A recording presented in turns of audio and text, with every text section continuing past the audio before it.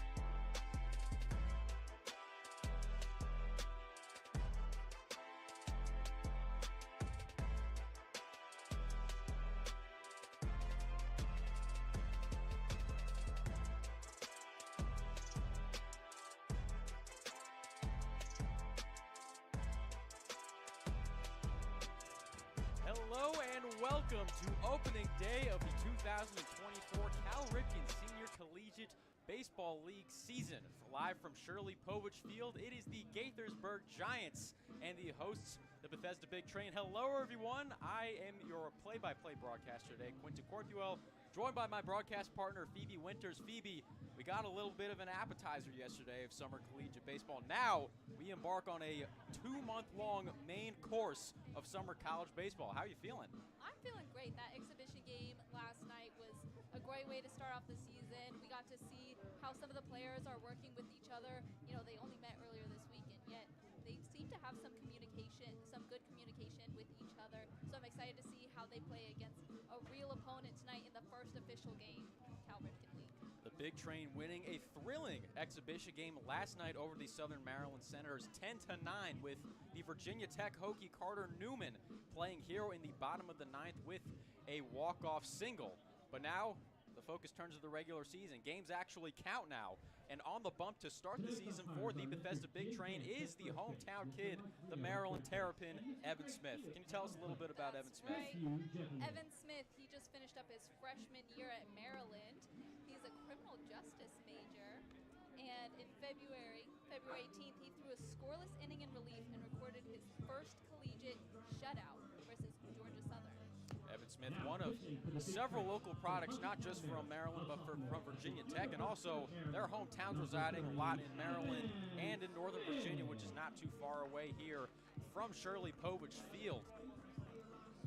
Leading off the game for the Gaithersburg Giants, who are looking to bounce back this season after missing the playoffs last season, going just 13-23, is going to be Brady Powell out of Radford, getting set to face Smith here on the bump in this opening game of the 2024 CRSCBL season.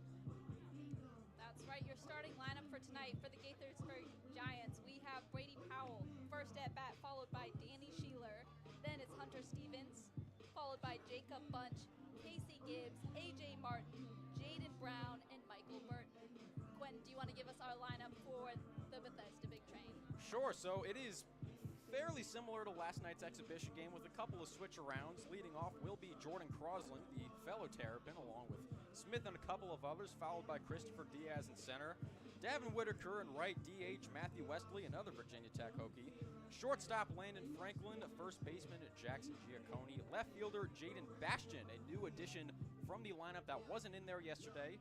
Third baseman Carter Newman, the hero of last night's exhibition game. And rounding out the lineup is catcher Cole Constable, another Terrapin, and once again on the bump, it is going to be two Marylandians thrown to each other, is Evan Smith.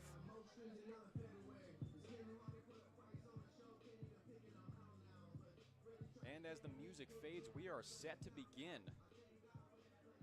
First for the Giants, a sophomore, Radford University number 19, Brady Powell. Amidst a very crowded Shirley Povich Field.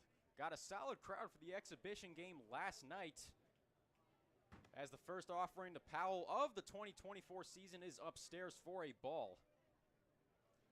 Now number 19, Brady Powell, he just finished up his sophomore season at actually George Mason, and then he'll be transferring in to the Radford lineup this fall. There's a chopper right to the second baseman, Crosland on to first for the out. So Crosland and Franklin making a flip-flop positionally. Franklin was at second yesterday with Crosland at shortstop, but a good play there by the Terrapin to get the first out of the season for the Bethesda Big Train. And now we have, tell us about the Magic Man, Danny Sheeler, the Salisbury Seagull. Danny Sheeler, the Salisbury Eagle, he mentioned that he likes to learn magic, which I think is a very interesting hobby, and we'll see if he can perform a little magic trick here and make some runs up here for the Gaithersburg Giants. Sheeler taking that first pitch for a strike. Here comes the 0-1. That one's in the dirt for ball one. So Sheeler is one of the more accomplished players here today amongst either team from a very accomplished Division III program at Salisbury.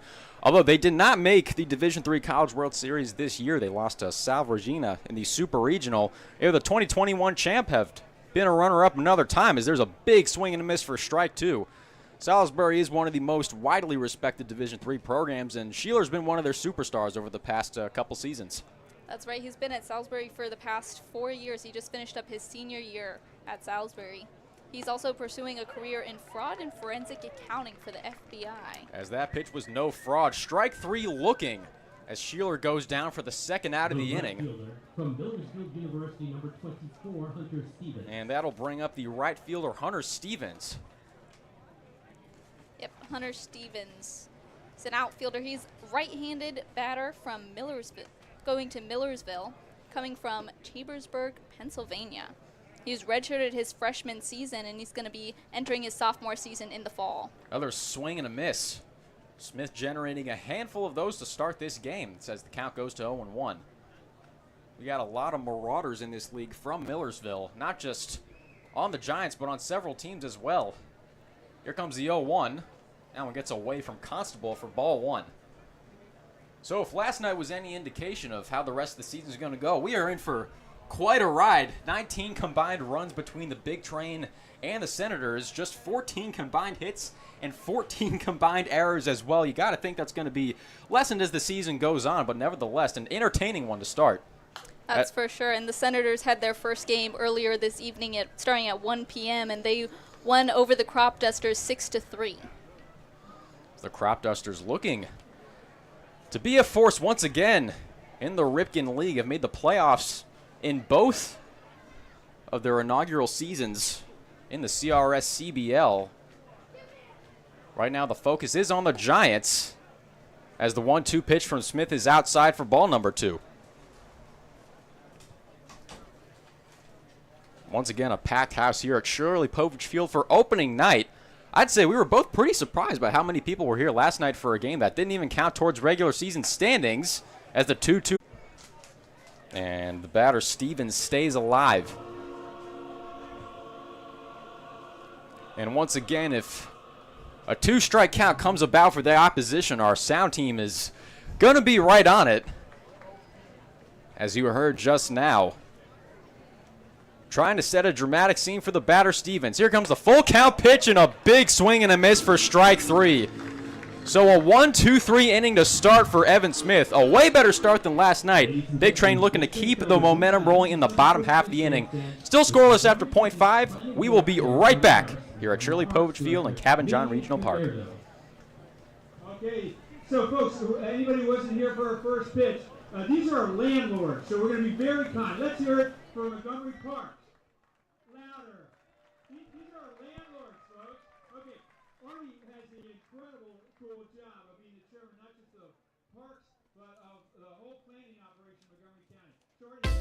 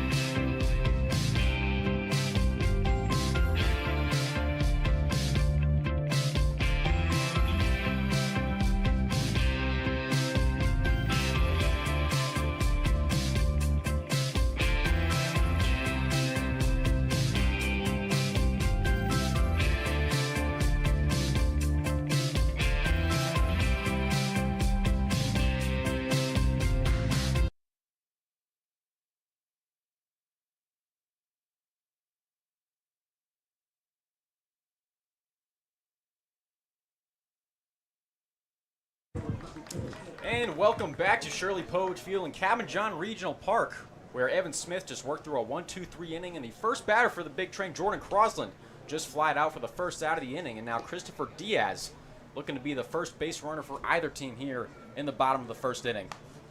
Chris Diaz is faced with pitcher Hayden Kalish for the Gaithersburg Giants. He has yet to step foot on a college campus, going to be entering his freshman year this fall. He's going to Alabama. He committed to Alabama earlier this year in February, but this past year in high school he played club and travel with the Washington Nationals club team. Here comes a 2-0 count to Diaz, as that one's in there for a strike. Kalisha, product of one of many private schools here in the area, went to St. John's College High School in Washington, D.C. Here comes the 2-1 offering to Diaz as the curveball is outside for ball 3. That is one of his primary pitches. You can expect that along with fastball that will top out around the low 90s, which is awfully expected of SEC pitchers. Here comes the 3-1. That one, Diaz. So the first base runner of the regular season goes to Christopher Diaz. And looking to build on that positive momentum is Davin Whitaker out of East Carolina University, who survived Wake Forest earlier today to keep their season alive after a shocking loss yesterday to Evansville, which put them behind the 8 ball in their own regional as the last national seed in the men's college baseball tournament. Davin Whitaker showed off some of his stuff last night in the exhibition game. I believe he got a couple of hits off last night. And you can see in the stance, he'll show off in about a moment. He was telling us at Media Day he models his game after Cody Bellinger, and with the high left elbow, the horizontal bat, and the torque on the swing, it's easy to see why. Here comes the 0-1 pitch. That one's fouled off for strike 2. Whitaker just finished up his freshman season at East Carolina, and in 2023 he earned perfect game preseason All-Atlantic Region second team honors. Whitaker looking to contribute for a decorated mid-major at East Carolina. Here comes the 0-2. Curveball's outside for ball 1. Trying to get themselves back into this tournament. A win today definitely helped. They've still got a lot of mountain to climb, though, in order to rectify their opening game loss to the Aces. Here comes a 1-2 pitch. That one's lined into center field, and that'll drop for a base hit. So the first hit of the Ripken League season going to the Pirate Whitaker. A single in the center, and the big train have got runners on first and second with 1 down for the cleanup hitter, the Virginia Tech Hokie, from your beloved Virginia Tech Hokies. That's right, we've got number 20, Matt Wesley, stepping up to the plate, a Virginia Tech Hokie who just finished up his freshman season. He's going to be a sophomore in the fall. Now, he didn't see a whole lot of action this past season as a freshman. He had 6 at-bats total, but he did get off 1 hit and 1 run in those 6 at-bats. It was very clear, and I've told you this a couple of times already before today, but watching batting practice these last couple of days, it was very clear that Wesley had a little more pop than everybody else, hence why he is hitting cleanup to start the CRS CBL season for the Big Train. The Hokies are well represented by this Bethesda Big Train team. We've got Matt Wesley along with Carter Newman and future freshman Luca Periello. That first pitch, a curveball upstairs for ball 1. A lot of scoring early on last night. By the looks of it, there might be the same tonight. Here comes the 1-0. There's a shot into deep left field. Back at the wall, and it's gone! A big fly for Matthew Wesley.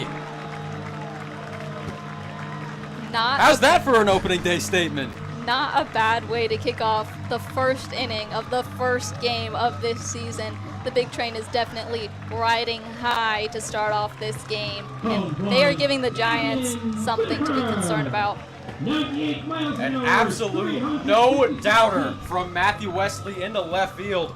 Burton Jr. didn't really have to run much to the warning track before he stopped and watched that one go. So an early 3-0 lead for the big train as the catcher Gibbs is going to go for his second mound visit already. As is head coach J.P. Brockway. Could we be looking at a potential relief pitcher already? Matthew Wesley. 98 miles an hour, 356 feet. Doesn't seem to be any action in the Giants bullpen, and you'd rather not pull a pitcher after recording just one out unless things go totally awry. And once again, as we'll say many times this summer, a lot of these guys are here to play. That's right. The most important word you're going to hear us say this summer is reps, reps, reps. All these players here are in to get their reps in before they return to campus in the fall. Some of them going to campus for the first time this fall. Now batting for the big train. And so following Wesley in the lineup, the Kentucky Wildcat, Landon Franklin. We had an interesting conversation with Landon Franklin on Media Day. Here's a pop-up. And the second baseman Powell's under it, and he's got it for out number 2. So a short AB there from Franklin. And if you're wondering, yes, he is related to that Franklin. As he shared with us on Media Day, he is directly related to the founding father, Benjamin Franklin. We can get into more of that later on in Franklin's second at-bat, but another big train player with a fun family history taking a big swing and a miss for strike one is Jackson Giacconi. Didn't play much for Cal State Fullerton last season, but his adoptive brother, Mo Charlo, was a professional basketball player. Comes the 0-1 pitch to Giacconi. That's outside for ball 1. That's right. He was a freshman this past year for Cal State Fullerton. He did not appear in any of the games. He was redshirted. But in 2022, he was pulled up to make one at-bat. Giacconi will take the 1-1 pitch outside. His brother Charlo played in formerly what was called the NBA D-League, has since been changed to the G-League. Played there for a few years. Was a main contributor for the Nevada Wolfpack in the early mid-2000s. There's a shot into right center field by Giacconi. And ranging over is the center fielder Vicendizi, making the catch for out number 3. So a big fly from Matthew Wesley, giving the big train a 3-0 lead as we end the first inning. We'll be right back from Shirley Povich Field at Cabin John Regional Park very soon.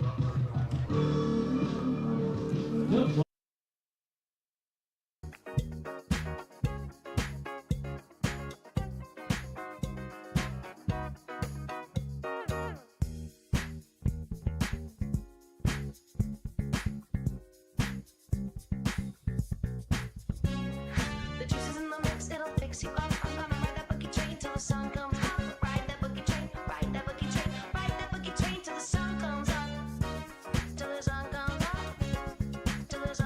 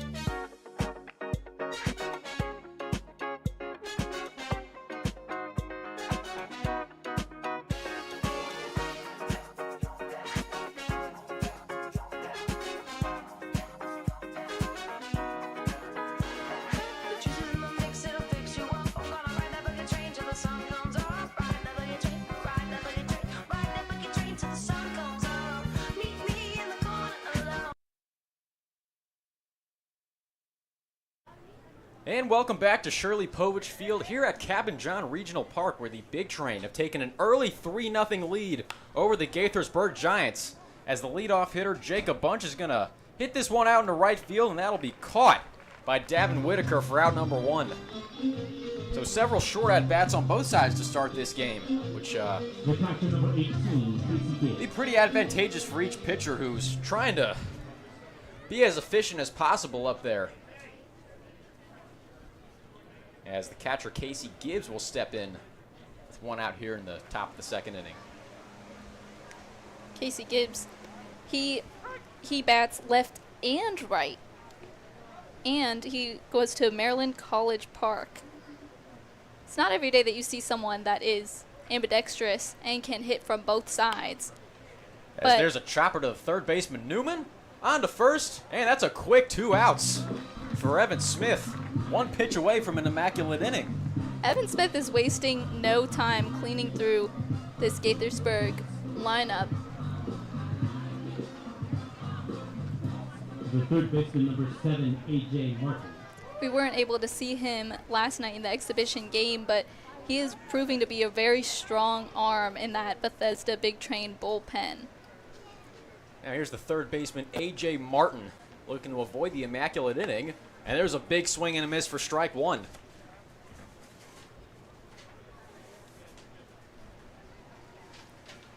A.J. Martin is a rising junior at George Mason University. Comes the 0-1 to Martin. That one's fouled off down the right side for strike 2. Got a big 2024 for Kalskowski College. Batted .363 with 7 homers and 41 RBIs. A dominant bat at the lower level. As there's a chopper that'll go over the head of Smith. Fielded by Franklin at short. On to first for out number 3. So an awfully quick inning there for Evan Smith. Just a handful of pitches. 3 up, 3 down. Still 3-0 Big Train. We'll be right back shortly after this break.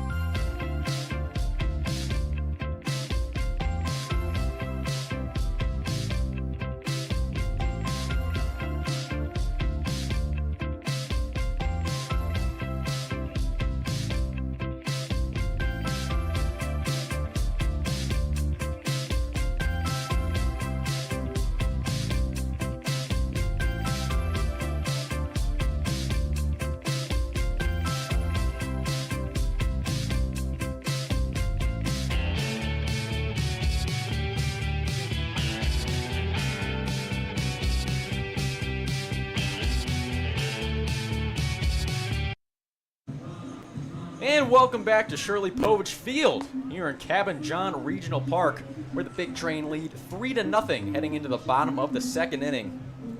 Leadoff batter for this inning, the one newcomer in the lineup, the one difference from yesterday's exhibition game lineup. It is the Jacksonville Dolphin, Jaden Bastian. Tell us a little bit about Jaden Bastian, Phoebe.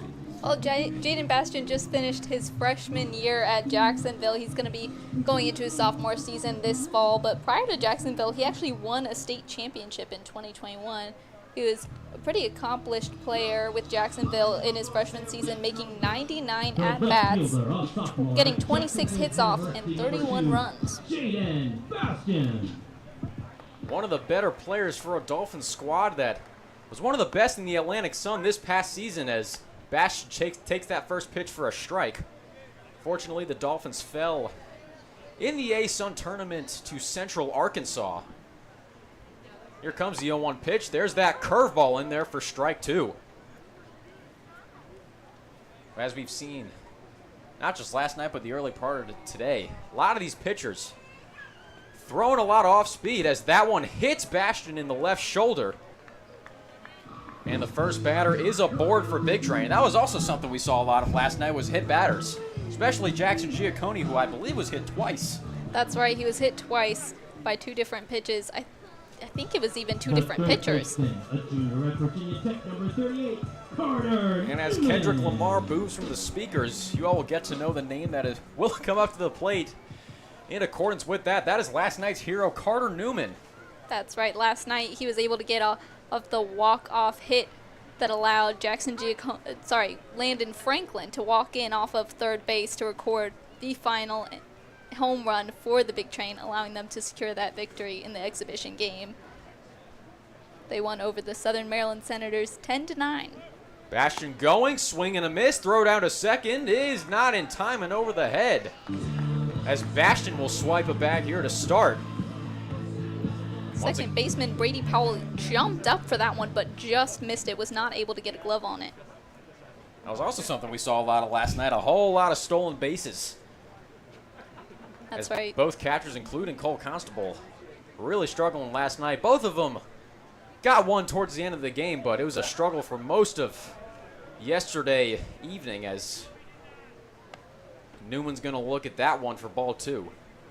Which is honestly to be expected. I mean, a lot of these players only just met a few days ago, so they're still working on getting that good communication down and learning each other's playing style. That's something that's going to come with time.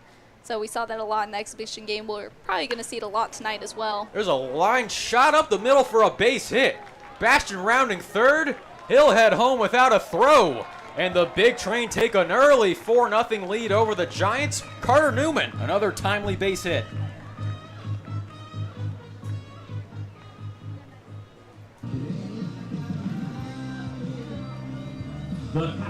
So that'll bring up the 9-hitter Cole Constable out of the University of Maryland, hailing from Erie, Pennsylvania.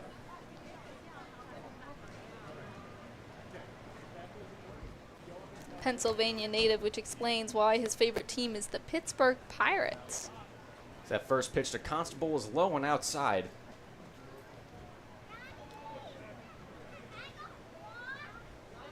Constable was struggling in the field, but not as much at the plate last night, as he'll look at the 1-0 pitch for another ball. Constable is pretty comfortable behind the plate. As he mentioned, one of his favorite baseball memories is recording the game-winning home run in the state playoffs. Here comes the 2-0 to Constable. He'll take that pitch for a strike. Now, I was recently in Wheeling, West Virginia on a road trip back from mid-Missouri to Maryland. Totals 14 hours without stopping. Wouldn't recommend it. But you forget where Pittsburgh is geographically sometimes. There goes the runner Newman for second, and he'll swipe it without a throw as the count goes to 3-1. Now, Wheeling is right on the West Virginia-Ohio border, but you forget that Pittsburgh, at least I forget sometimes, that Pittsburgh is in southwest Pennsylvania. So when we walk into this place to get food, there's Steeler stuff everywhere, and I was initially confused, but then you realize it's only an hour away. Here comes the 3-1 pitch. There's a line shot in the left center field. That'll get down for a base hit.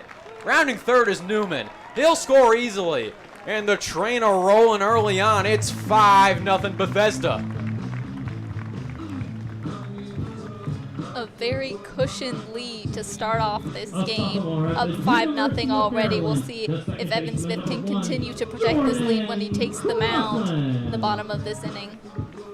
And here comes the top of the lineup. Already here in the bottom of the second, Jordan Crosland making his second plate appearance. Flew out to center field in his first. Looking to reverse his fortunes this time around.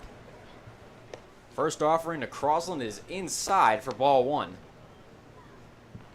As we mentioned, Crosland is a Maryland Terrapin. He just finished up his freshman season, and he made his college debut earlier this year in a 7-1 win over Georgia Southern. Second offering to Crosland is outside for ball 2, as the throw down to first from the catcher Gibbs was not in time. Crosland is a Virginia native, and he was ranked #1 shortstop by Perfect Game out of the state of Virginia. A decorated prospect out of Suffolk, went to high school in North Carolina at Combine Academy. Here comes the 2-0 pitch. Push back the bunt. Another throw back down to first is unsuccessful once again.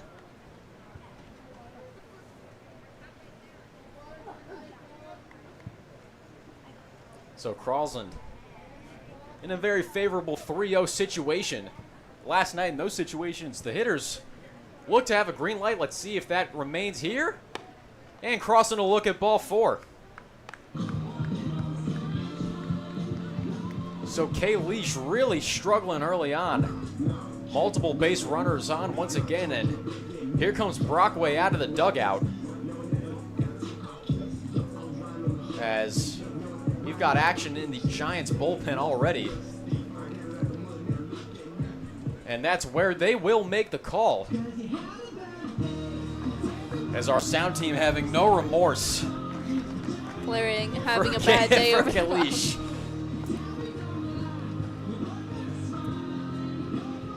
An unfortunately early exit for Hayden Kalish. He will be relieved by a new pitcher. All 5 of those runs are gonna be earned. Rough start for the future member of the Alabama Crimson Tide.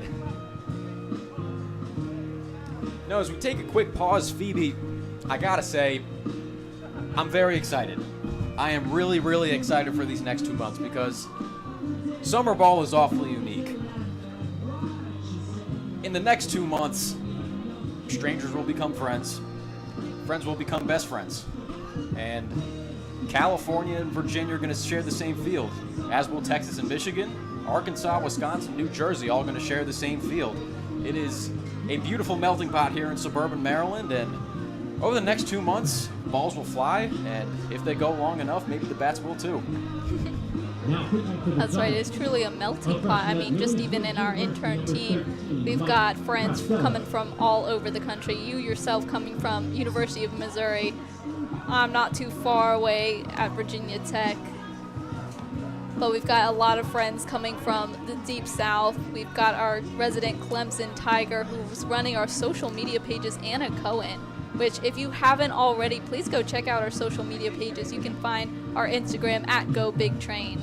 A lot of fun on our social media pages. And I talk about geographical diversity as I am currently sandwiched between 2 Virginia Tech Hokies, and you and our production assistant, Jordan.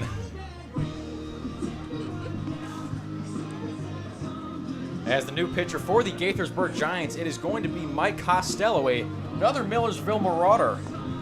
Only pitched 8 innings last season. Allowed 7 runs, all of them earned, and 7 strikeouts as well, hailing from Media, Pennsylvania. Looking to stop the bleeding here in the bottom half of the second. Mike Costello, he says his hidden talent is juggling. We'll see if he can juggle keeping the Big Train from making any more runs, as they already have a 5-0 lead. He has a precarious path ahead of him with 2, 3, and 4 due up with no outs and runners on first and second. First battle is going to be against Christopher Diaz, former member of the Tulane Green Wave. Again, looking for a new home for next spring. Here comes the first pitch to Diaz, and he'll take that one for a strike.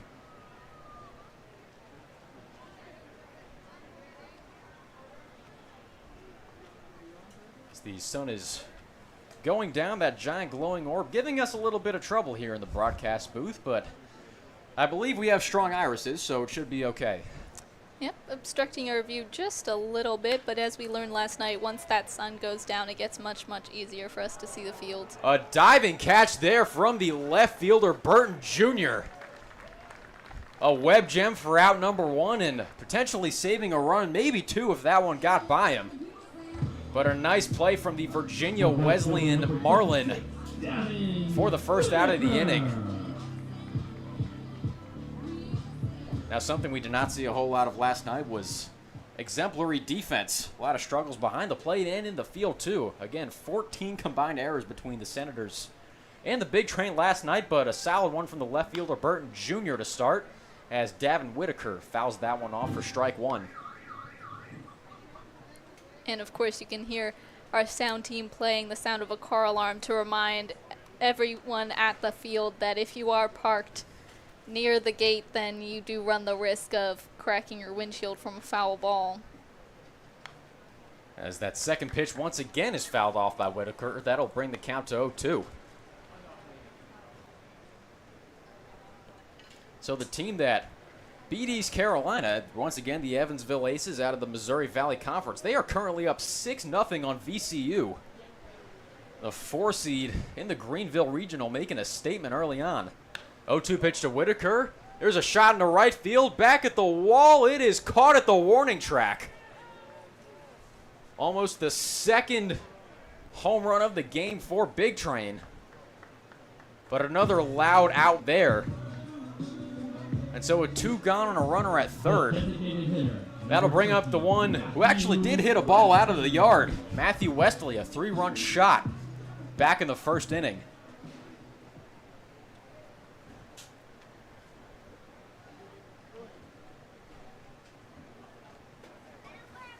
As the pickoff attempt at third is unsuccessful.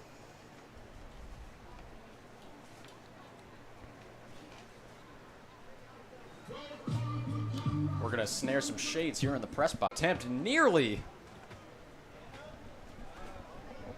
getting the runner Crosland at first.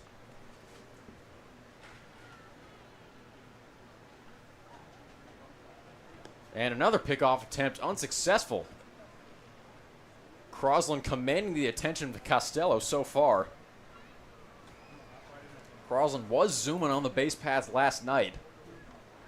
Had a stolen base along with many of the players that saw action.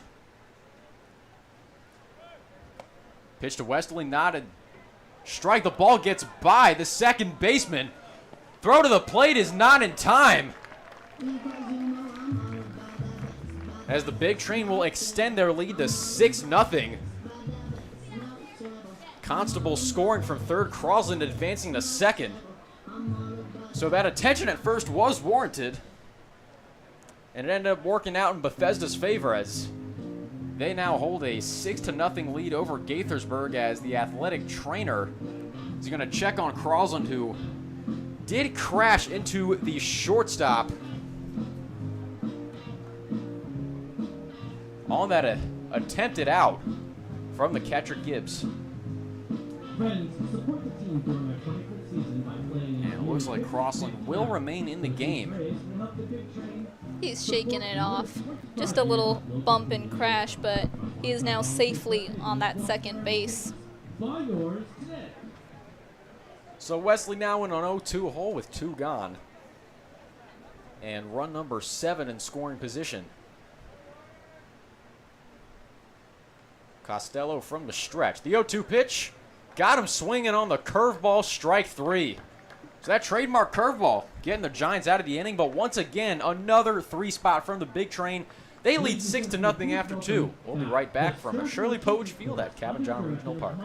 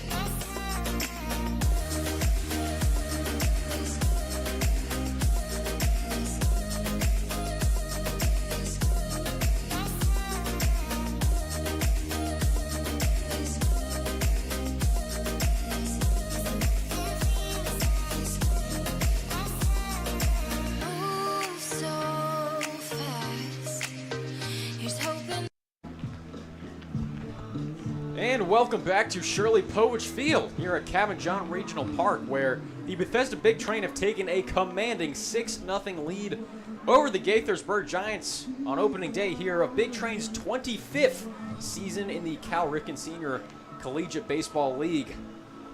Big Train looking to defend what was their 10th league title, which they won over the Alexandria Aces last season.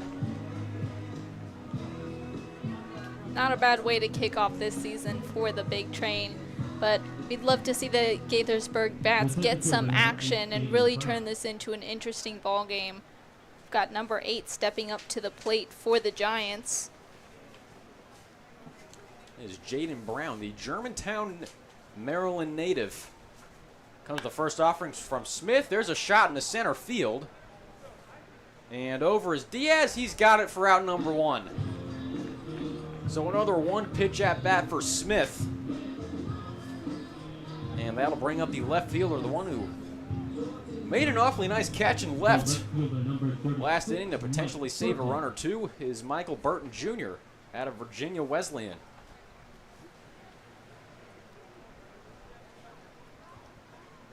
Comes the first offering to Burton, and that's low for a ball.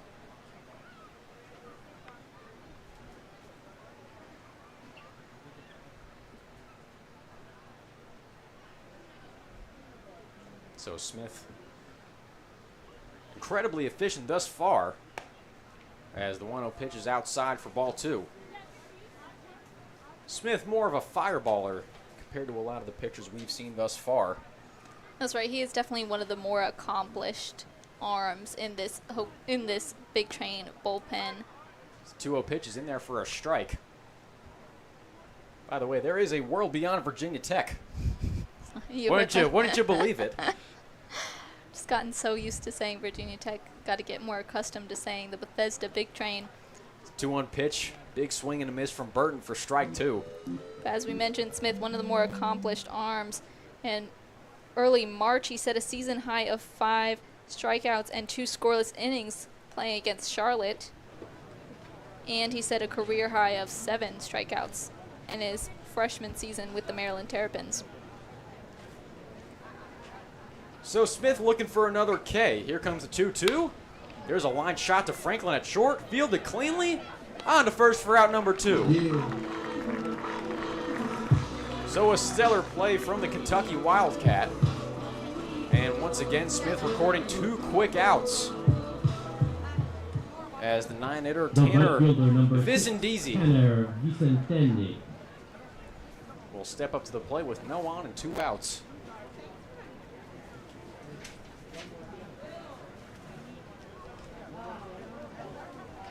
Tanner Vicendizi, in 2023, his freshman season, he helped ESU advance to the PSAC and NCAA tournament for their 2nd consecutive season.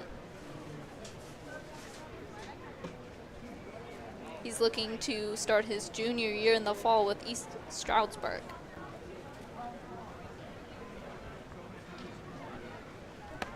One offering to Vicendizi's in there for a strike. So Smith doing a good job of getting ahead in these counts. And putting opposing batters in daunting situations like we have now. 0-2 pitch is fouled off. Good job by Vicendizi to stay alive. For your safety, please stay at least 1 As we saw last night in the exhibition game, a lot of our pitchers did struggle to get ahead in the count. But again, that was just the exhibition game. It was everyone's first time stepping onto this field. So it's nice to see Evan Smith really gaining control and getting ahead in the count so early on. And there's a big swing and a miss for strike 3. So the high heat getting Smith out of another scoreless inning. The score remains 6-0 in favor of the Big Train. We will be right back here at Shirley Povich Field. Please direct your attention to Bruce Adams.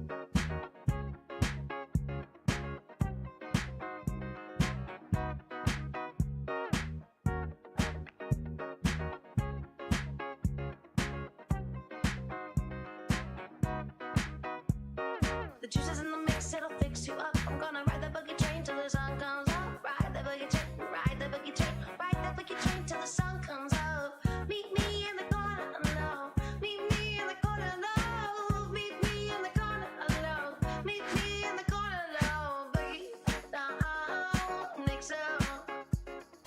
Boogie down, fix up.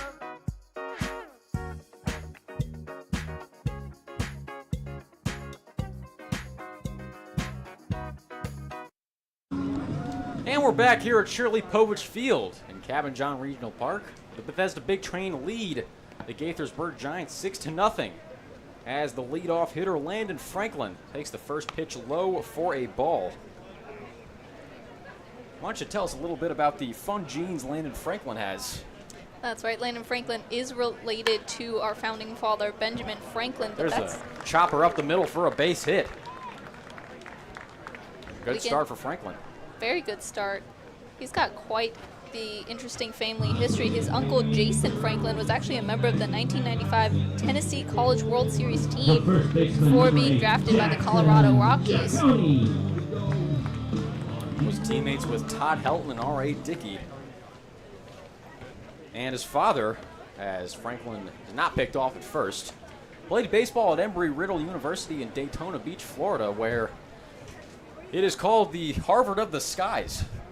So an awfully prestigious family the Franklins are. Is that one hits Giacconi on the bunt attempt. As we mentioned last night in the exhibition game, Jackson Giacconi was a bit of a ball magnet. He was hit twice by a pitch, and this will record his third time being hit by a pitch in this season that has only just begun. Once again, that's 3 HBPs for Giacconi in less than 24 hours. And I thought there might be a slight chance the umpire would have ruled he was leaning in, but since the ball hit him in the leg where he didn't move prior to the bunt attempt, as he only moved the upper half of his body, he will take first. So runners on first and second for Bastion, as he'll foul the first pitch off for a strike. That one is definitely headed straight towards the parking lot. Once again, Bastion, one of Jacksonville University's best players last year. Not a slash line that pops, just a 261 average, 414 on-base percentage, a 467 slugging percentage. As there's one off the end of the bat into shallow right for a base hit. As Franklin will hold up at third. And Bastion's base hit loads the bases. For the 8-hitter, Carter Newman, who once again knows a thing or two about timely hitting. Carter Newman. That's right. He secured the win for the Bethesda Big Train last night in their exhibition game. And now he has a chance to put a couple more runs on the board to really extend this Big Train lead, which is already 6-0. First offering to Newman is outside for a ball.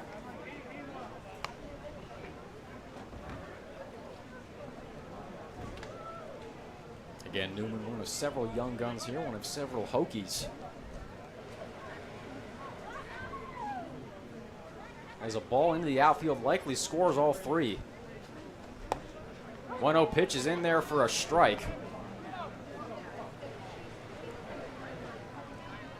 Newman can afford to be a little more relaxed at the plate. Sitting in a very pretty position for a batter. No outs on the board just yet and bases loaded. He's got a lot of time to accomplish something. But if he does swing out, no need to sweat it, as the Big Train is already up 6 and there's no outs on the board just yet. An ambitious pickoff attempt at third. Unsuccessful, as that one's fouled into the back net for strike 2.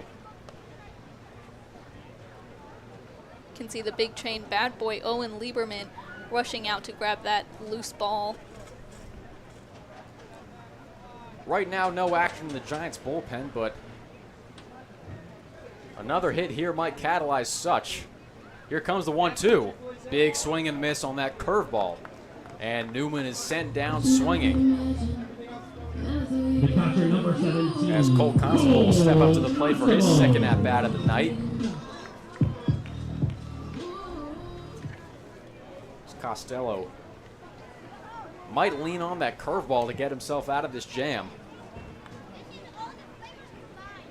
Here comes the first pitch to Constable. That one's in there for a strike.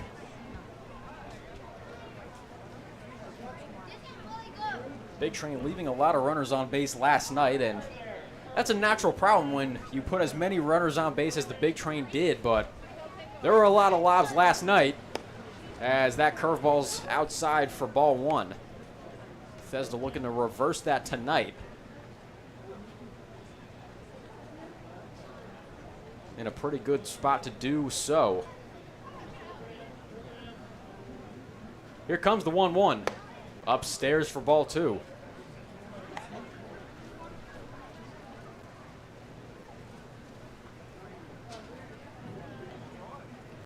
Constable hailing from a Maryland baseball program that could not get back to the tournament this year, but won their first Big Ten championship last year as that curveball's hit out into right field, and that'll land just beyond the Giants' bullpen. Both times Maryland has made super regionals. They have been stopped by the Virginia Cavaliers. 2014 and 2015, both of which coincided with College World Series runs for Virginia. 2-2 pitches high for ball three. So if the Cavaliers do make it back to the tournament next year, if they do fall this year, maybe running into Maryland won't be such a bad thing after all.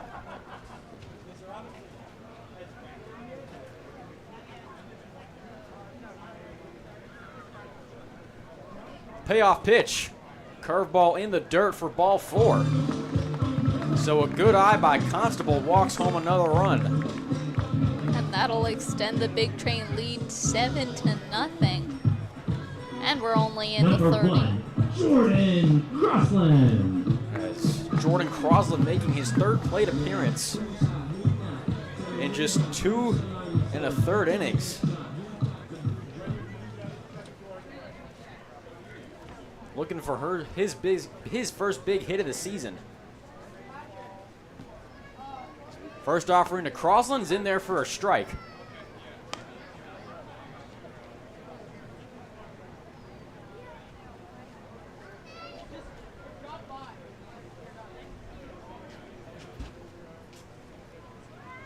As we mentioned, this Big Train team only met each other a few days ago. They really haven't got to know each other very well, but I can tell you they will certainly be celebrating tonight, taking such an early 7-run lead in only 2 innings.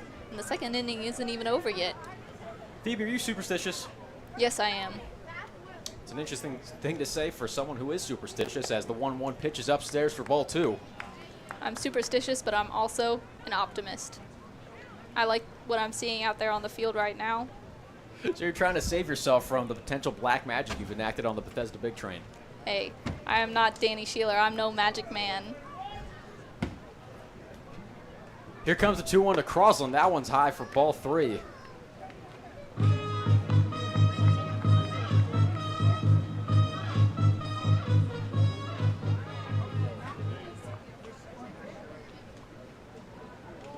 So Crosland would not mind taking a pitch out of the strike zone here. Here comes the 3-1 pitch, and that's exactly what happens. Crosland walks home run number 8. Big Train pouring it on without really having to swing the lumber here in the bottom of the third. And you thought I was bad luck. 27, Chris I was simply Diaz. saying that it could have been bad luck. You allowed the opportunity for bad luck. Hey, I like to think of it as manifesting some good luck. Okay, you're a manifester instead of a jinxer. Exactly. I speak things into existence. All right, that'll be one of our advanced stats for the summer.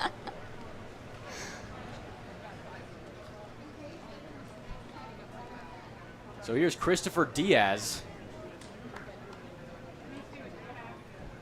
Bases loaded, 1 out. 1-0 pitch. There's that curveball missing for ball two.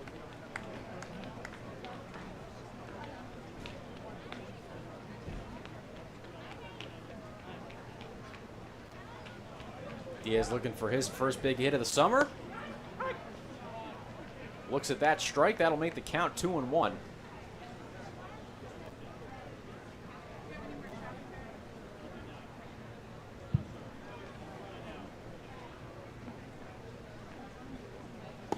2-1 pitch to Diaz is just outside for ball 3.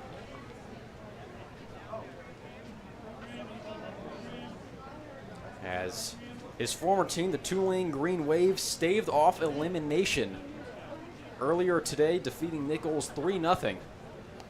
3-1 pitch gets away from Gibbs, but it won't matter, as that is 3 consecutive RBI walks for the Big Train, as the lead is now 9-0. Now I do believe we have a mercy rule in place in the Cal Ripken League. I believe it's 12 runs. That'll earn yourself a mercy rule. Big Train quickly approaching that, as we got some action in the Giants bullpen. First pitch to Whitaker, big swing and a miss for strike 1.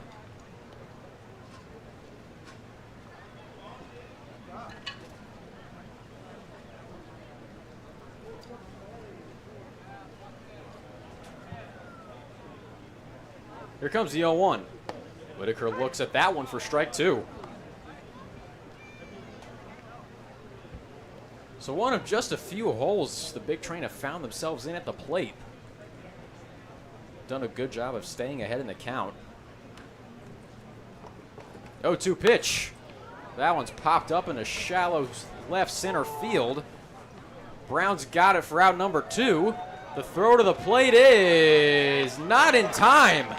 And that'll record the 10th run for Bethesda Big Train, recorded by number 17, Cole Constable. Constable just beating the tag. That was an awfully good throw from Jaden Brown in center field. Number 20, Matthew Wesley. So here comes Matthew Wesley back up to the plate. He reminds me a lot of a few summers ago. Matt Thomas out of William & Mary was a fellow Matt who was a big bat in the lineup, as both runners on first and second will advance into scoring position on the wild pitch from Costello. So a base hit likely means 2 for the Big Train, who have put up a 4-piece with a side of fries and a drink here in the bottom of the 3rd. The 1-0 to Wesley popped up, out of play. You can see some fans in the stands running to catch that loose foul ball. Quite an exciting souvenir to grab from this first game at Shirley Povich Field. That ball means a lot more when you're about 10 years younger than us. And good for them. 1-1 pitch. Wesley holds up. That'll make the count 2-1.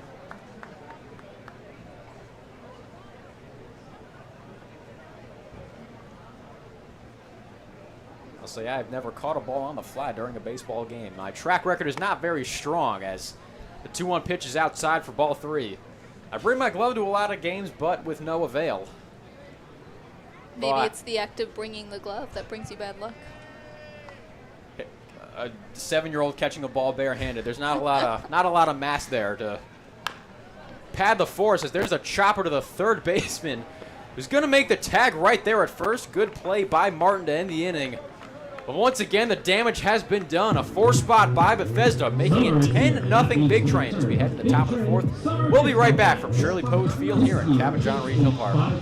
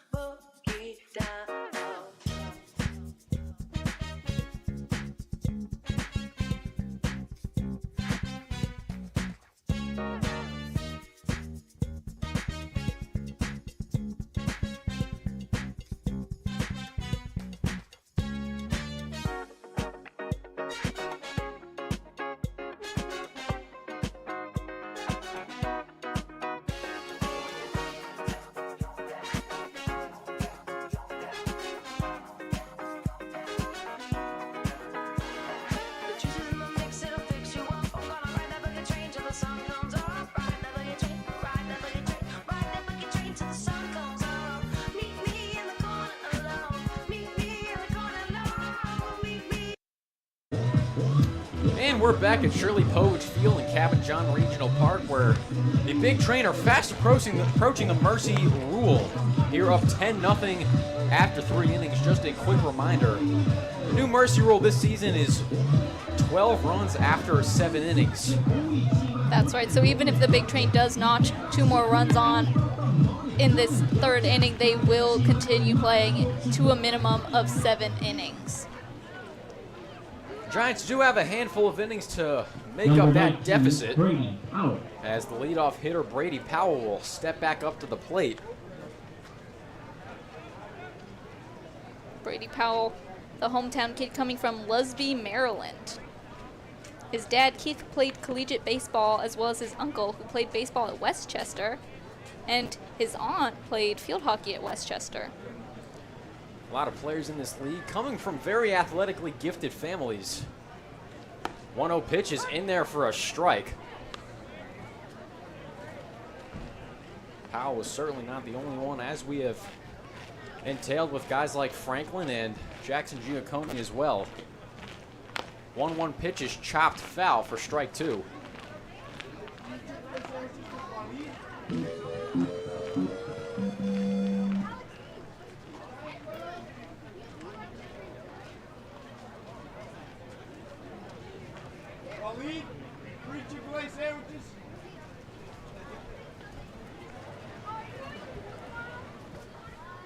Here comes the 1-2. Inside for ball number 2.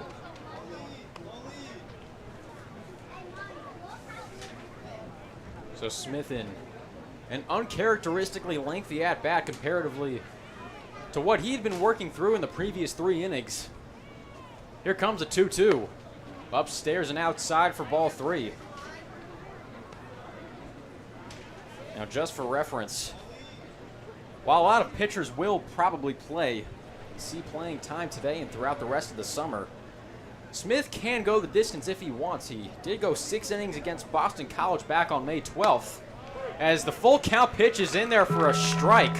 So Powell is sent down looking to the reverb of the Taco Bell sound effect.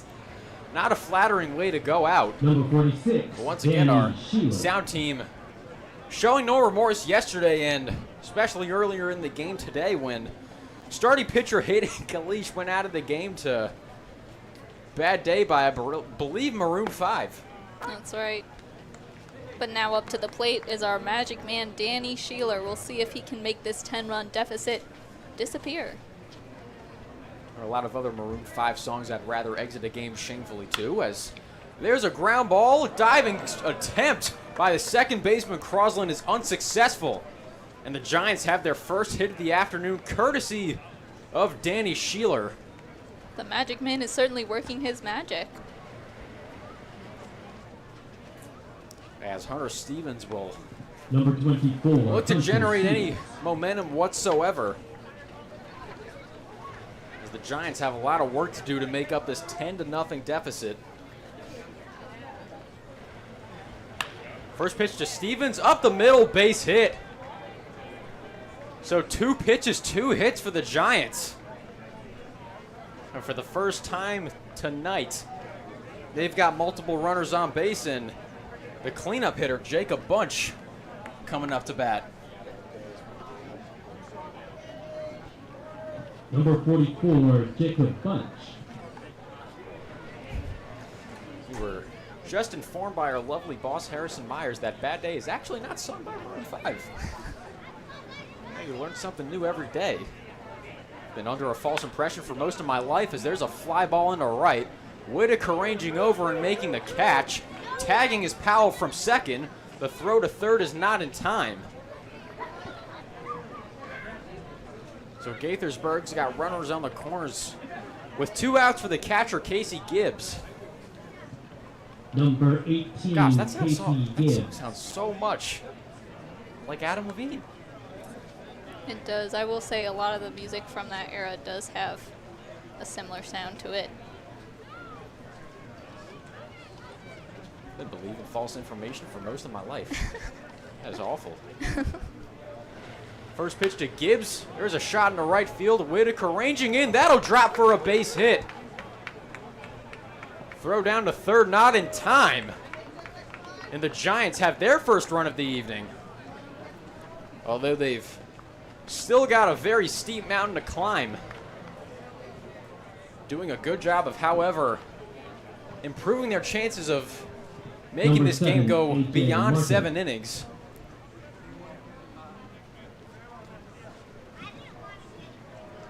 As it looks like bad days, a one-hit wonder from our buddy Daniel Powder. The Giants' first run is courtesy of Daniel Sheeler. Up next to the plate is going to be A.J. Martin, number 7. Martin fouling off that first pitch.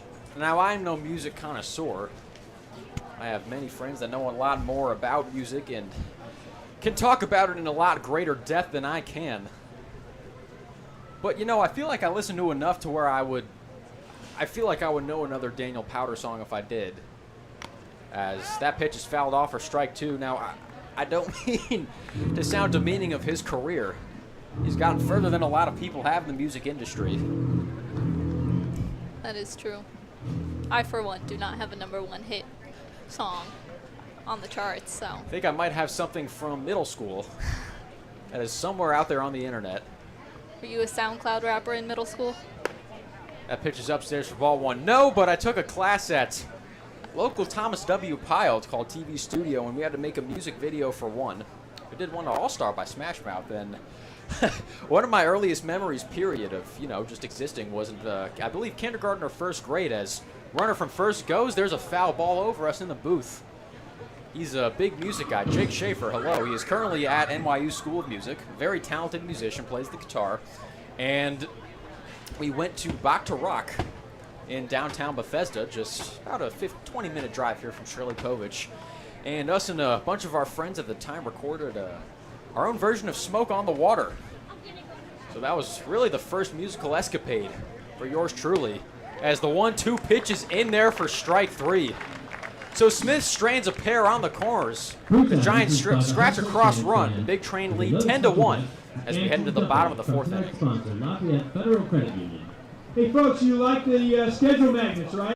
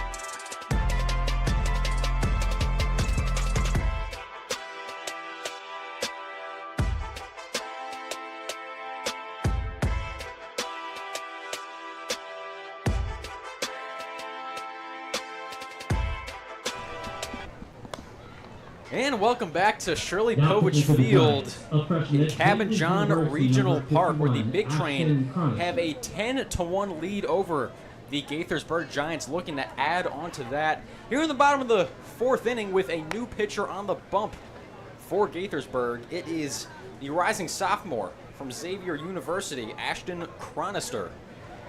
Ashton Chronister hails from Rogers, Arkansas. He's a 2021 6A state champion, just 13 innings pitched last season for Xavier, a 10.38 ERA. He's a towering man up there on the bump.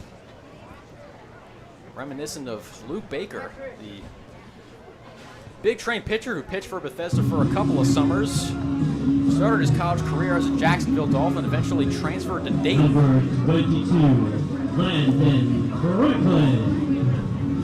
But Chronister is an Arkansas man through and through. As Phoebe noted a moment ago, grew up in Rogers. Both of his parents were student athletes at the University of Arkansas. That's right. His mother, Kim, played volleyball at Arkansas, and his father, Graham, played basketball. His father playing under the great Nolan Richardson, who was the head man at Arkansas amidst a very successful run in Fayetteville throughout the 90s, which included a couple of runs to the national championship, as the first pitch to Landon Franklin is a strike, one of which included the Razorbacks capturing the national championship in 1994. On the back of their 40 minutes of hell style of play, as the 0-1 pitch is inside for a ball. Trademarked by Richardson, headlined by future pro Corliss Williamson. The Hogs were feasting throughout the 90s with an up-tempo style of play on both ends of the floor, which once again got them to the top of college basketball in 94, as there's a strike that'll make the count 1-2.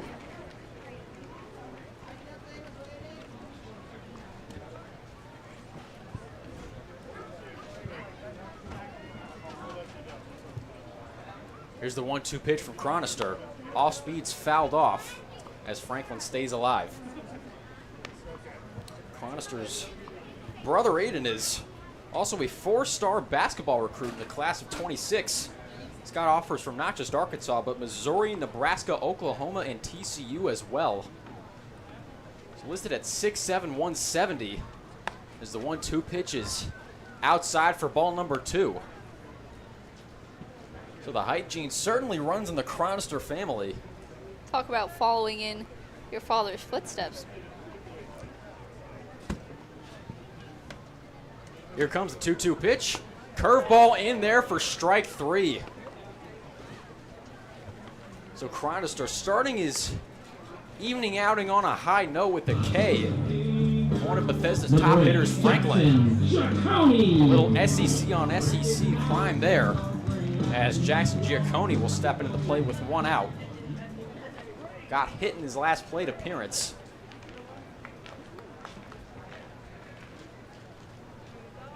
First offering for Chronister's outside for a ball.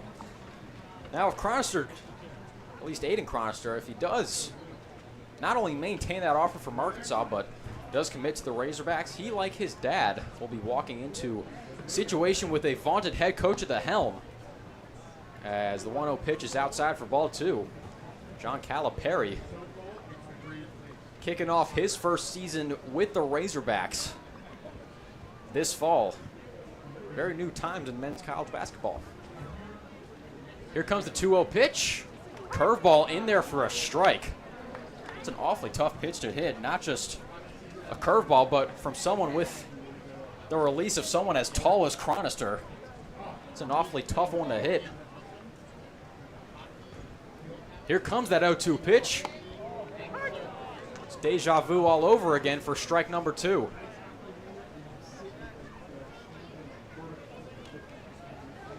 Chronister really working that off speed. As there's a heater upstairs, that'll bring the count full.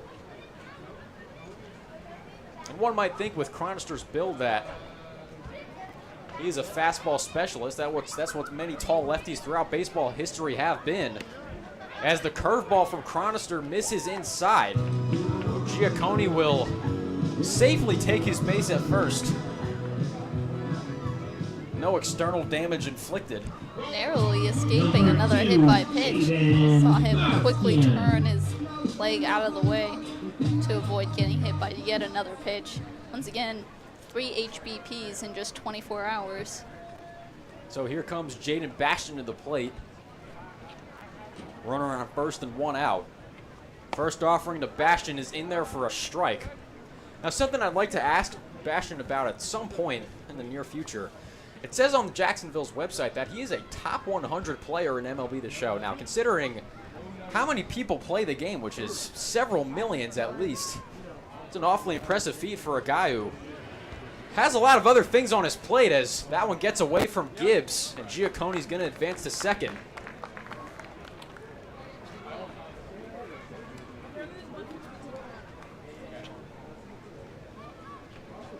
Now, while the good video gamer athlete is not uncommon, considering their commitments elsewhere, it does come as a surprise occasionally. Here comes the 1-1. That one gets through the legs of Gibbs. So a rough 2-pitch sequence. But that'll allow Giacconi to move on over to third base. For the Longwood Lancer. Another local product. Went to high school at St. John's College in Washington, D.C. as well. And attends college at Longwood, which is located in Newport News, Virginia.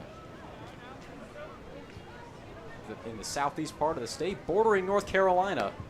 As the 2-1 pitch to Bastion's in there for strike number 2. A sneaky far trek here to suburban Maryland. About a 3 to 4 hour drive from Newport News to Bethesda. Here comes the 2-2 pitch. Curveball gets Bastion whiffing. And the Dolphin goes down for out number 2. Number 38, Carter Newman. So here comes the Virginia Tech Hokie, Carter Newman. Looking to knock in another run. He had a lot of success last night in the exhibition game, and he's had some pretty good success early on in the first couple of innings. Swing and a miss at the first offering for strike 1.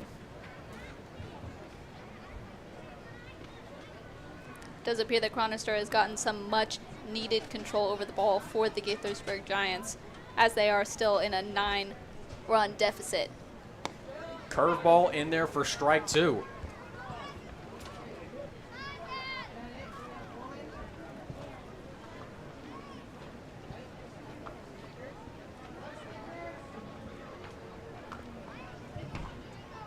The 0-2 pitch. Curveball. And that one hit Newman before going into the field of play. That'll be considered a foul ball. So Newman will stay alive at the plate.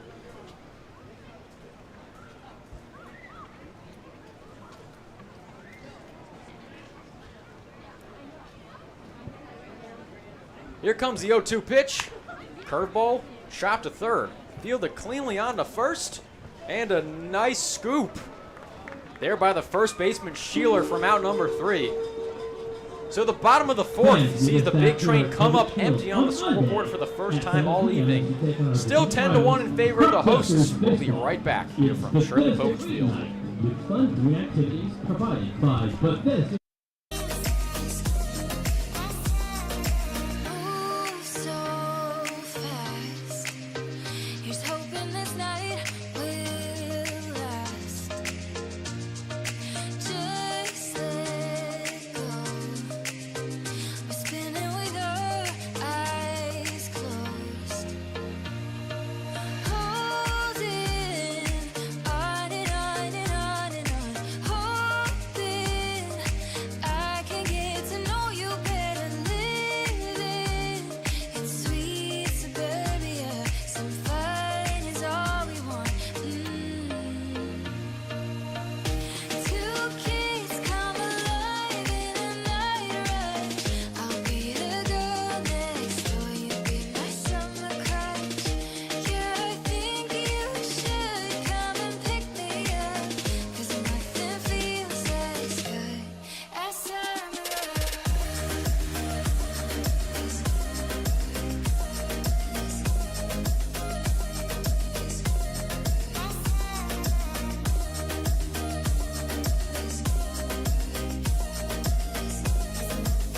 Robinson. And welcome back to Shirley Povich Field here at Cabot John Regional Park, where the big train hold a 10-1 lead over the Gaithersburg Giants. A new pitcher in for the big train. It is DMV native, Virginia boy through and through, Jack Robinson. That's right, Jack Robinson is coming up on his junior year at Roanoke College. He's a communications major like myself. Now, a lot of our loyal Bethesda Big Train fans will recognize Jack Robinson, as he was here last season as well and is a returner to the team. we got a chance to talk with him during media day earlier this week, and he said to us that he likes to appear mean and is a self-proclaimed douchebag on the mound. He likes to play a mind game with the batters, but Bethesda Big Train fans will know him as a 3.95 ERA, so solid in limited action for Roanoke. 0-1 pitch is popped up. Into shallow left field is a shortstop, Franklin, for out number 1. The ground is quickly retired. That'll bring up the left fielder, Michael Burton Jr. Number 38, Mike Burton. And for anyone listening that is curious, no, Roanoke College is not in the same place as the one where all of those English settlers disappeared that one time many centuries ago, as the first pitch to Burton Jr. is outside for a ball. That Roanoke is in North Carolina. The Roanoke where Robinson attended is in Salem, Virginia.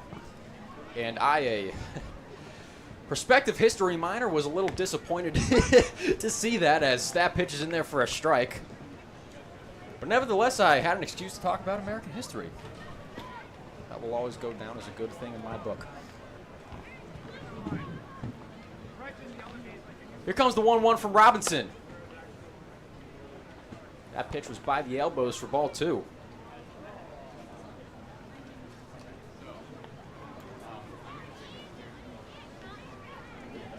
Once again, Robinson only pitching sporadically for Roanoke. Only 13 2/3 innings pitches. That off speed is outside for a ball. His longest outing was just 3 innings against Lynchburg back on May 11th. See how long manager Sal Colangelo lets him go tonight. 3-1 pitch is in the dirt for ball 4. So Burton Jr. will take his base. That'll bring up the 9-hitter Tanner Vicendisi.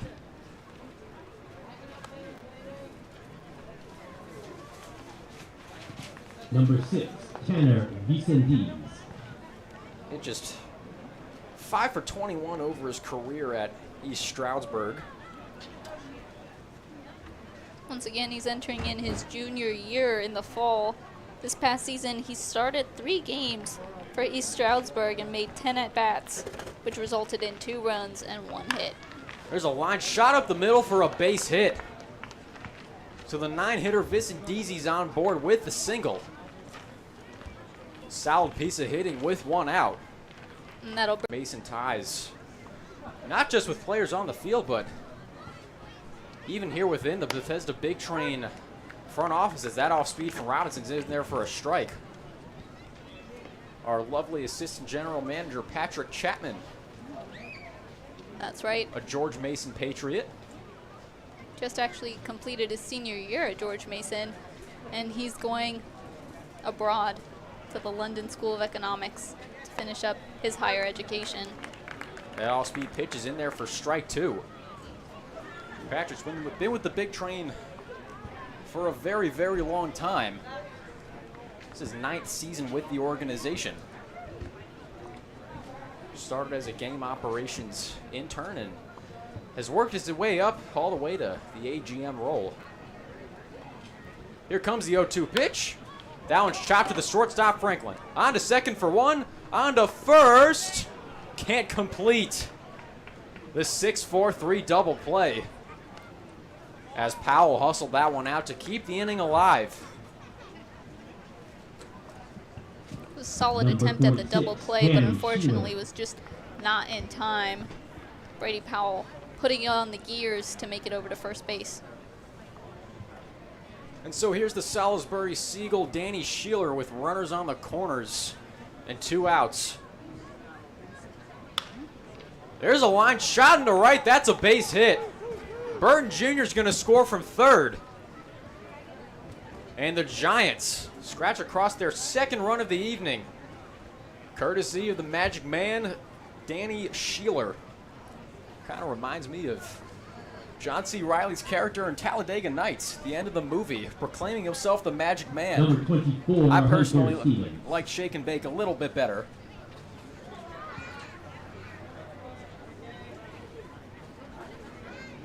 I definitely agree with that sentiment. We'll see if number 24, Hunter Stevens, can shake and bake some runs for the Giants as he steps up to the plate. First pitch to Stevens is in there for a strike. Although John C. Reilly's character in that movie, when you think about it, was an awfully nice character. Letting his teammate Ricky Bobby win an awful lot. Thankful at the end of the movie they could have resolved their differences. On the ropes. Looking to keep this inning alive. The 0-2 pitch, swing and a miss, strike 3. So Robinson averts further damage. An adequate first inning in relief. The Big Train lead 10-2 as we head into the bottom of the 5th inning. We'll be right back here on Big Train Baseball Network live from Shirley Povich Field on opening day of the 2024 Cal Ripken Senior Collegiate Baseball League season.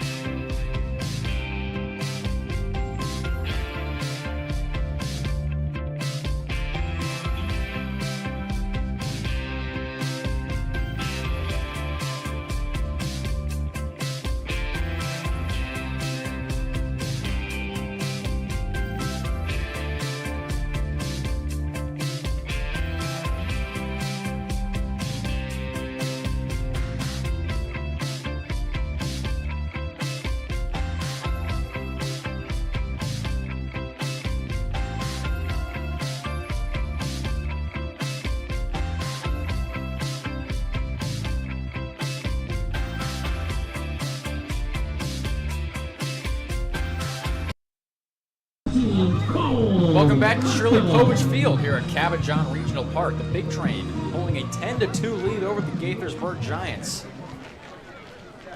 And leading off the bottom of the inning is the man at the bottom of the lineup, Cole Constable. As we mentioned earlier in the broadcast, there is a 12-run mercy rule that would cut the game short at 7 innings, but it looks like the Giants are evading an early end to the game as they put up 2 runs and have cut into that 10-run deficit. 1-0 to Constable's fouled off. Well over the right field bleachers.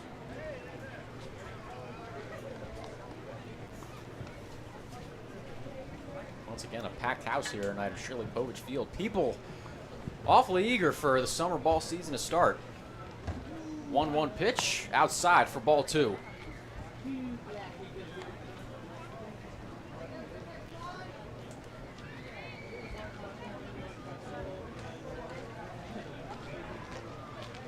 Our fans here at Shirley Povich Field enjoying a lot of fun, as we do have a lot of fun planned for this summer. Coming up on our next home game, Monday, June 3rd, is our Green Night. Gelberg Signs is one of our sponsors, and the first 100 fans to enter Shirley Povich Field will earn a free Just Iced Tea. 3-1 pitch to Constable. Jammed out into shallow center field, and that one's caught by Brown. Up next in our schedule of fun at Shirley Povich Field, Tuesday is going to be Caps Night. So we'll have the Capitals mascot Slapshot here, as well as the Capitals Streak team.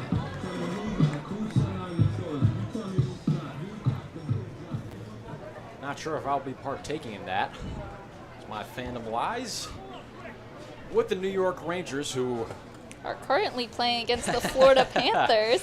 currently another source of stress in the back of my mind right now. Obviously, the focus here is on the baseball game at hand, but Rangers with their backs against the wall heading down to South Florida, an elimination game, down 3-2 to the Panthers. The game started at 8 p.m. but is currently scoreless. There's a chopper to short. On to first for out number 2. Excuse me, out number 2.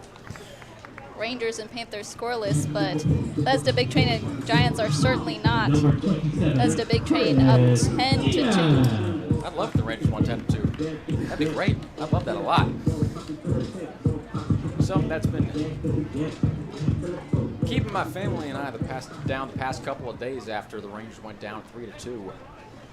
Followed a similar path in 1994 when they won the Stanley Cup, as the first offering to Christopher Diaz is low for a ball. Rangers went down 3-2 to New Jersey. The legendary Mark Messier, guaranteed to win in Game 6, scored a natural hat trick in that game. And the rest is history as Diaz fouls that one off of his leg for strike 1. Rangers go on to beat the Devils in Game 7, then knock off the Vancouver Canucks for their first Stanley Cup in 54 years. This year's iteration of the Blue Shirts looking to replicate that of the ones that came before. That'll start in South Florida tonight. Here comes the 1-1 from Chronister. That one's low for ball 2.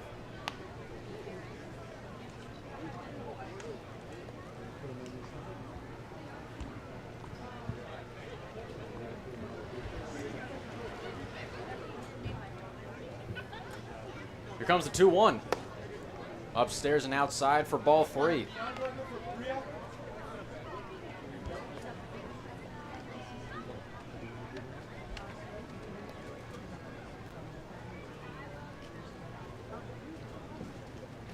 Here comes the 3-1 to Diaz. Curveball inside. So Diaz will walk on down to first. Chronister in money situations really leaning on that curveball inside. Had about a 50% success rate thus far. And he'll face another lefty in Davin Whitaker here.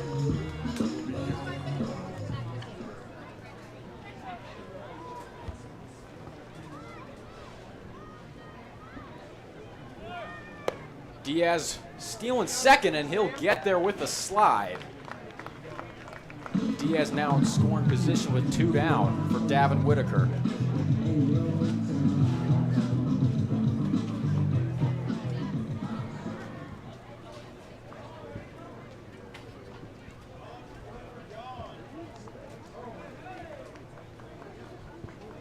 Here's the 1-0 offering to Whitaker. That one's in there for a strike. Chronister looking to keep this game at 10-2.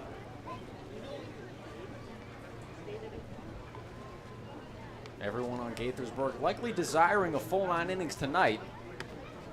So that one's inside, nearly hit Whitaker. This count goes to 2-1.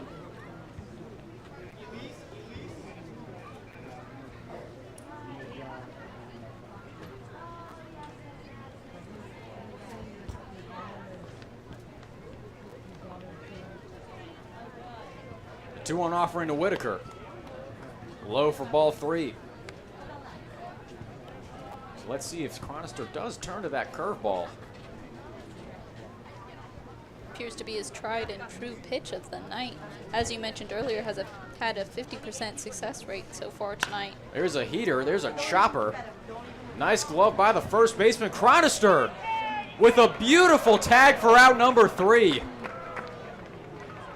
A little big man hustle to end the inning, keeping the game at 10-2. As another runner is stranded for Bethesda. Once again, they lead by 8, heading into the top of the 6th inning. We'll be right back here from Shirley Poetry Field on opening day of the 2024 CRS-CBL season.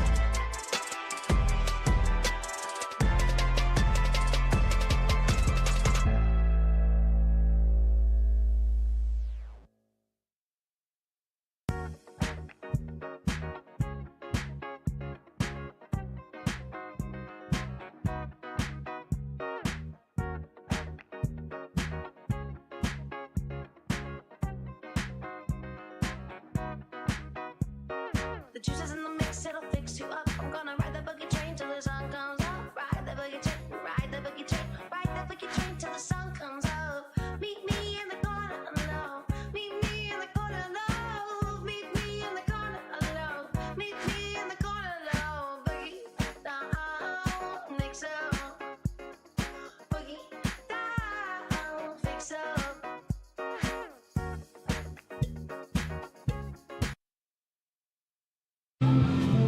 And welcome back to Shirley Povich Field here at Cabin John Regional Park, where the Bethesda Big Train lead the Gaithersburg Giants 10-2 as we are getting set for the top of the 6th inning here. Another dominant opening day performance from the Big Train like they had last year, where I believe they won opening day by a score of 26-1, which helped, I'm sure, in enforcing a mercy rule that is on pace to be put into effect tonight as Robinson's first pitch is in there for a strike. Now, while I have seen some more prolific offensive performances, you won't get much that are better than that.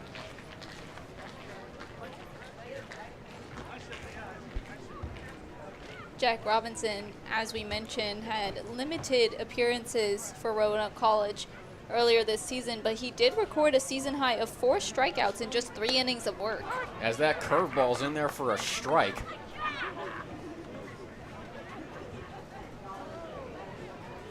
Both Robinson and Chronister leaning heavily on the off speed tonight.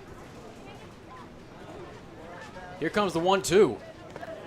Check swing, did he go? No, he did not.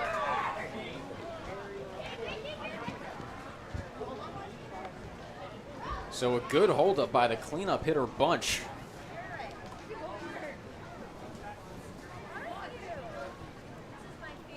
Jacob Bunch coming out of Chesapeake, Virginia.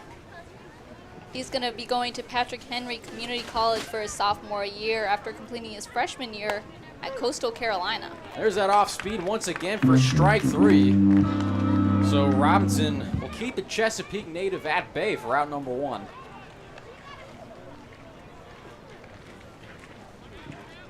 Number 18, And that'll bring up the catcher, Casey Gibbs. Struggled a bit behind the dish tonight. Looking for some vengeance. Standing right next to it.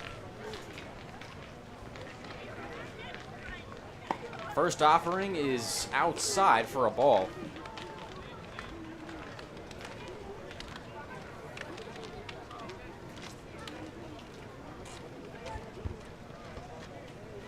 Here comes the 1-0. That one's in the dirt for ball 2. Once again, the Big Train looking for another opening day W. Looking to roll into game 2 with some momentum, which will be back here at Shirley Povich on Monday against the Crop Dusters, who gave the Big Train an awful lot of trouble in last year's playoffs. Crop Dusters did not have such luck in their first game as they fell to the Southern Maryland Senators, score of 6-3. I'm sure they'll be coming in on Monday looking to change the tides of their season that has only just begun. Certainly going to be giving the Bethesda Big Train a fight on Monday night. As the 3-0 pitch is in there for a strike. Now the Crop Dusters don't have a ton of Division I players comparatively to a lot of the other teams in this league. But one of the many cool things I find about college baseball is that there is talent in so many other places besides Division I, as a 3-1 pitch is in there for strike 2. Way to go by Robinson to battle back from a 3-0 count. Division II, Division III, JUCO, NAIA, a lot of the league makeup, not just this year, but in most years, is of non-Division I players. And the full count pitch is low and inside for ball 4. And a lot of those lower division players play extremely well here in the CRS CBL. Number 7, one shining TK example Martin. of that is last season Brandon Cassidy out of Christopher Newport. One league pitcher of the year. Christopher Newport, Cassidy is AD1. back in the Bethesda Big Train roster again this season. Another returner like Jack Robinson. Haven't seen him yet, but recorded a .64 ERA. rather impressive number for how often he was used, as A.J. Martin went in for the bunt. barehanded Was play by successful. Newman. What a play by the Hokie.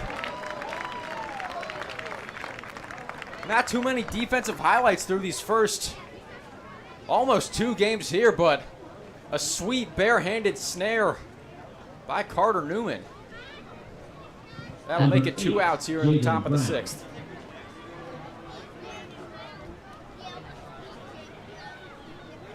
Now up to the plate is number 8, Jaden Brown. And we've got 18, Casey Gibbs on second base.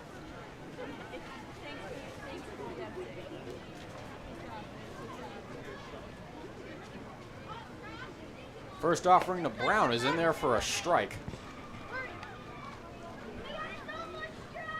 As noted before, Germantown native, currently in Eastern Kentucky Colonel.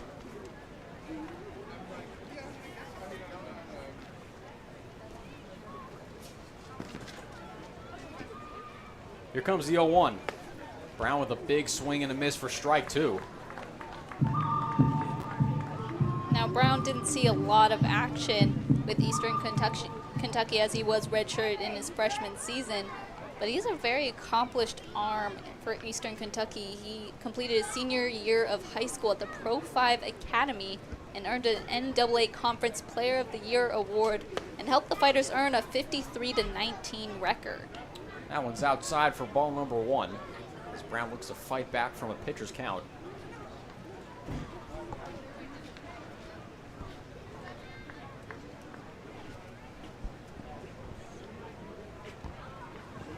Here comes the 1-2. That one's inside, gets away from Constable. Now the runner just a base away with 2 down. You can see 2s across the board.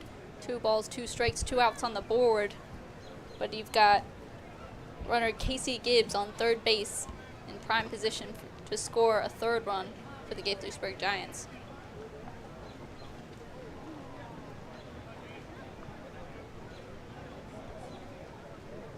Here comes the 2-2. Fouled off by Brown.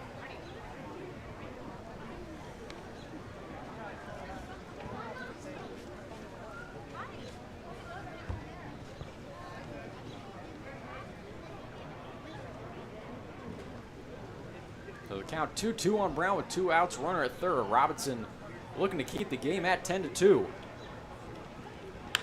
There's a liner up the middle for a base hit. So Jaden Brown drives in run number 3 for Gaithersburg. Nice piece of hitting off of Robinson with 2 strikes and 2 outs. They're slowly chipping away at what once was a 10-run deficit, now making it just a 7-run deficit, bringing the score to 10-3. Looks like the Giants will stay alive for all 9 innings. So that'll bring up the 8-hitter Michael Burton Jr.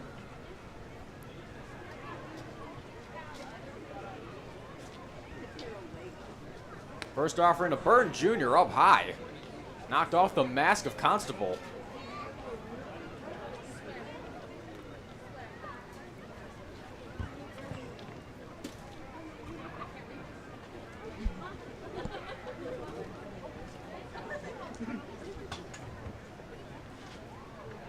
And the pickoff attempt from Robinson is unsuccessful.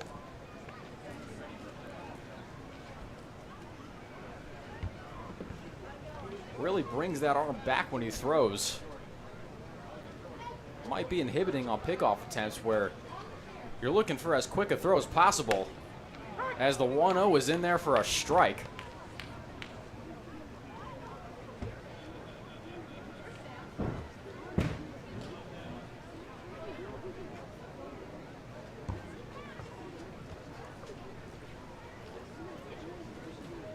Here comes the 1-1. Off speed is fouled off by Burton Jr. Over the right field grandstand and out of play.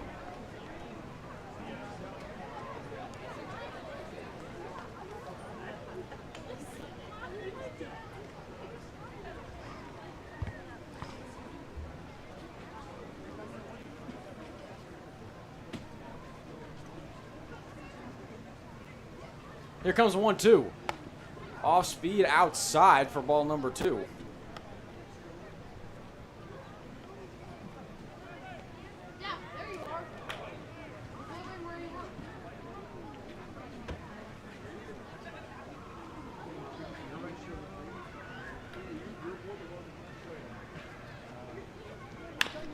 And there's a chopper to the shortstop, Franklin, on to second for out number 3.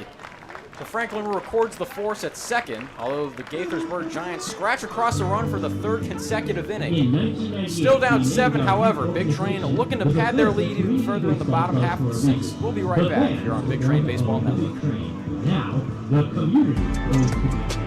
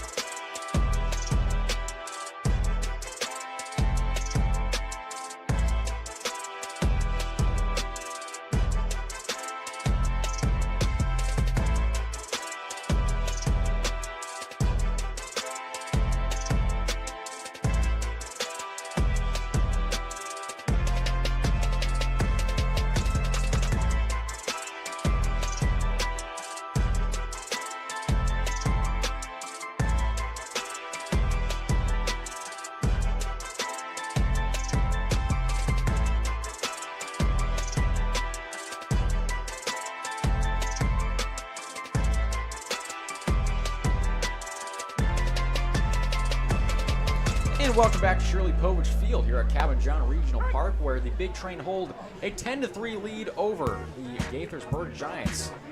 Leading off the inning is the big bat. Number 20. The Virginia Tech Hokie, Matthew Wesley, who takes the first pitch for a strike. Second offering for Chronister is low.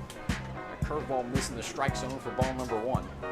The juice is in the mix, it'll fix you up. I'm gonna ride the boogie train till the sun comes up. Ride the boogie train, ride the boogie train, ride the boogie train. 1-1 pitch to Wesley is in there for strike 2.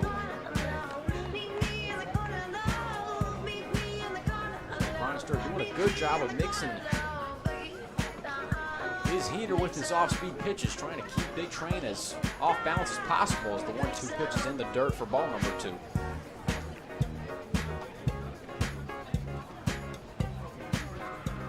Once again, Big Train's next game is on Monday against the Crop Dusters. And if you're able to travel on down to Shirley Povich Field, we've got a lot of fun in store at the field, as it is going to be our green night. And there's a fair ball. Wesley's going to make it to first safely, as Sheeler couldn't handle the chopper. That really jammed up Wesley at the plate. And that'll bring up Landon Franklin. number 22, Landon Franklin.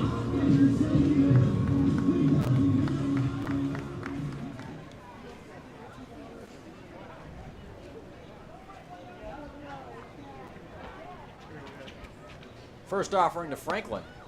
That one's in there for a strike.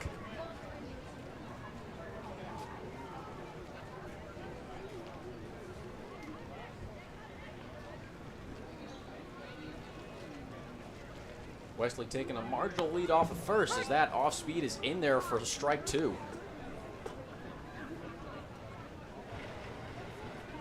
Once again, Franklin, one of those guys that didn't play much last year. His level of competition was a little harder, as he played on the number 2 national overall seed Kentucky Wildcats. As there's a chopper to third, fielded by Martin on to first, not in time, and the ball gets away from Sheeler. So that'll advance Wesley to third. So now there are runners on the corners for Bethesda with no outs. And Jackson Giacconi stepping up to the Number 8, plate. Jackson Giacconi.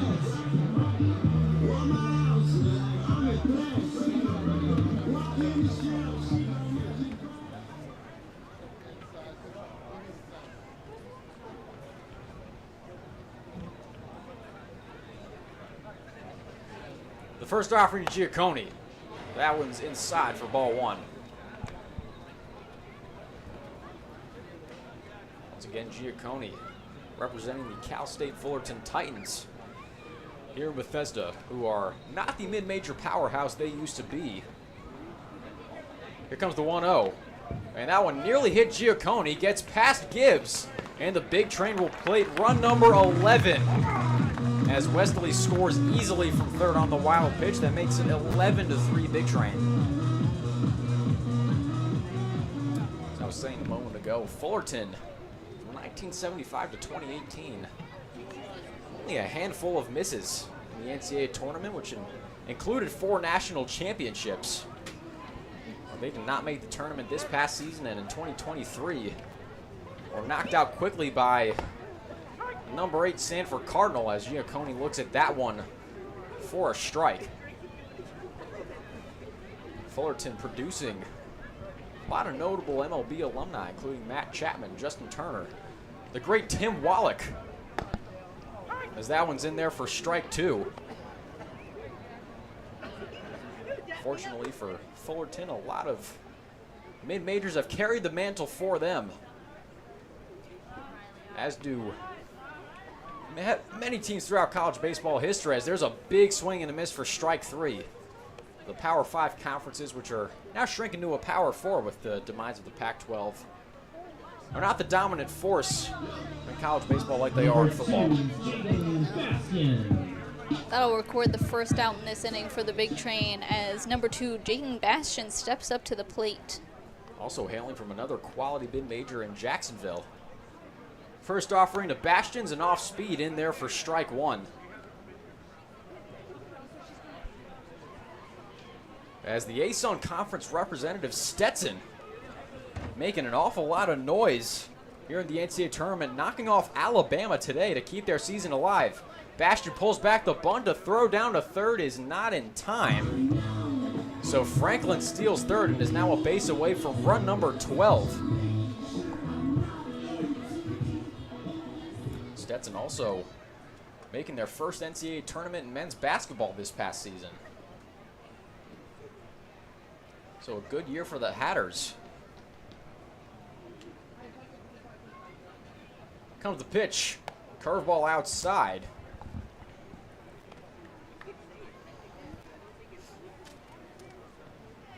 Stetson led by Jalen Blackman, who over the offseason transferred to the University of Miami. The Hurricanes getting a jolt at guard.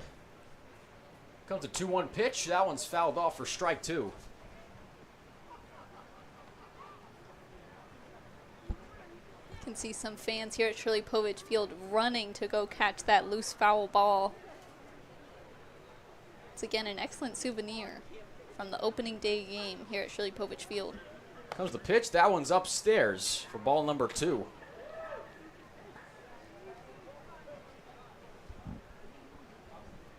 So once again, the Big Train on pace to finish this game with more runs than hits. Which was not the story last night in their exhibition game. Off speeds outside for ball 3. That'll bring the count full.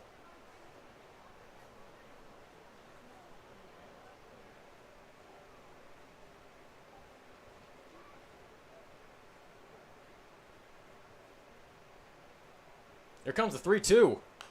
That one's popped up into foul territory and out of play.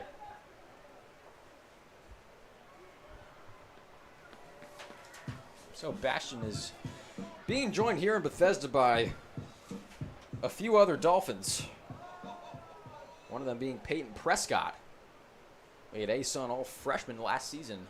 Got a little bit of action in substitution last night as there is strike 3 called. Bastian caught looking on the off-speed pitch. That'll make it 2 down. And we'll bring up Carter Newman.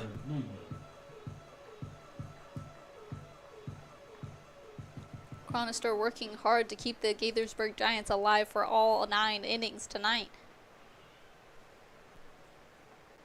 First offering to Newman is a curveball outside for a ball.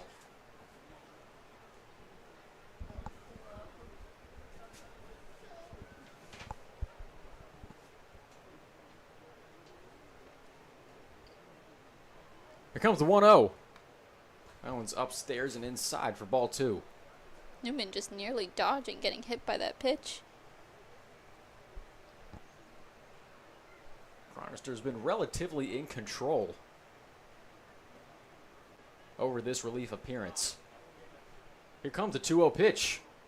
It's a heater low and inside for ball 3.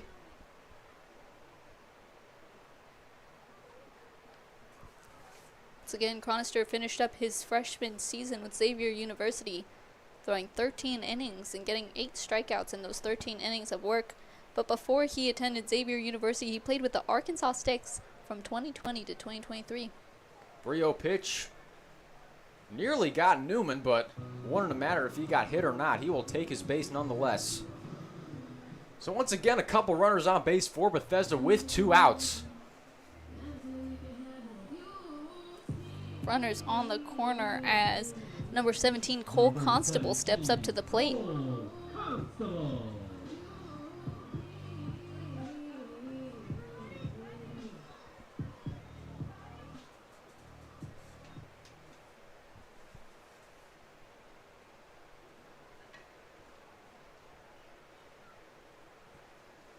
The first offering to Constable. There's a shot in the right field, but out of play. And over the Giants' bullpen and right.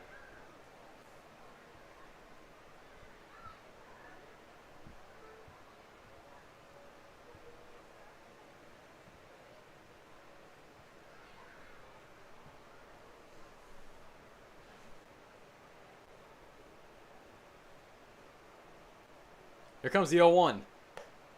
That one's upstairs for ball 1.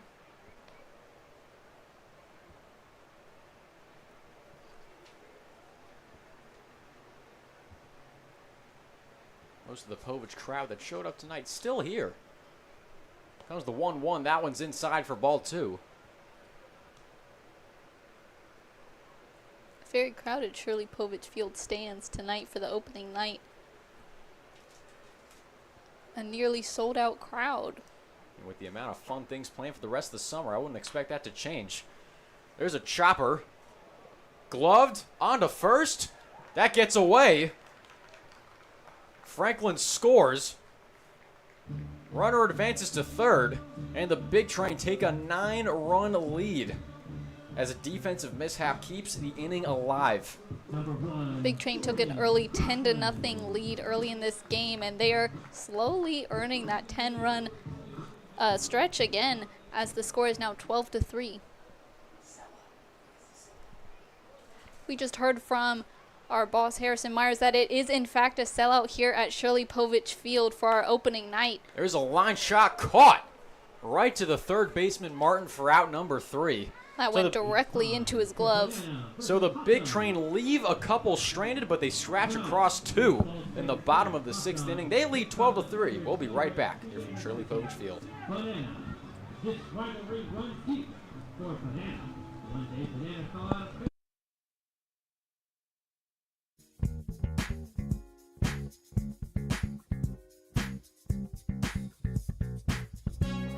The juice is in the mix, it'll fix you up. I'm gonna ride that boogie train till the sun comes up. Ride that boogie train, ride that boogie train, ride that boogie train till the sun comes up.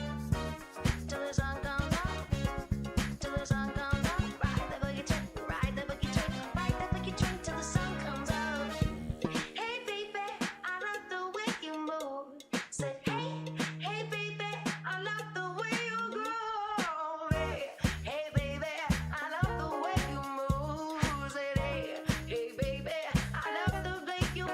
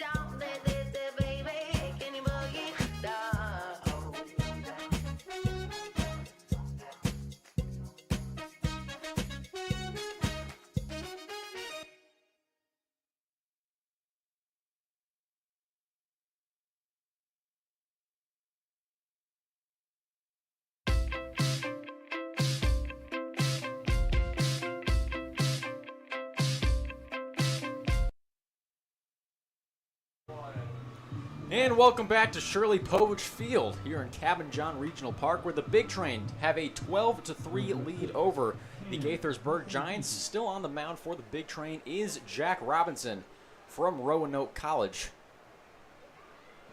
Up at the plate is going to be number 8, Jaden Brown. And Brown pops this one directly over our head here in the box. Hopefully no motor vehicles were damaged in the middle of this at-bat.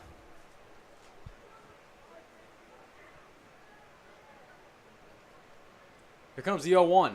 That one's in the dirt. Good stop by Constable for ball 1.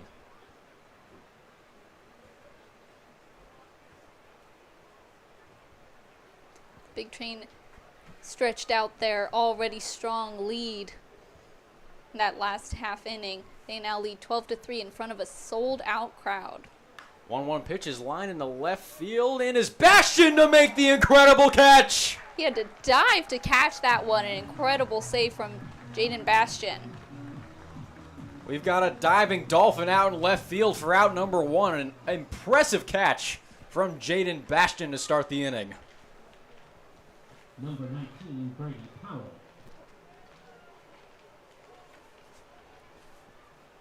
Up next for the Giants is going to be number 19, Brady Powell, stepping up to plate. First offering from Robinson is outside for ball 1.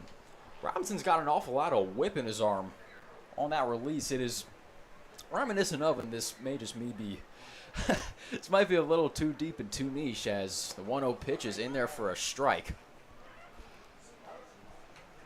Former Boise State quarterback Jared Zabransky quarterbacked a 13-0 Broncos team to a Fiesta Bowl win during the 2006 season.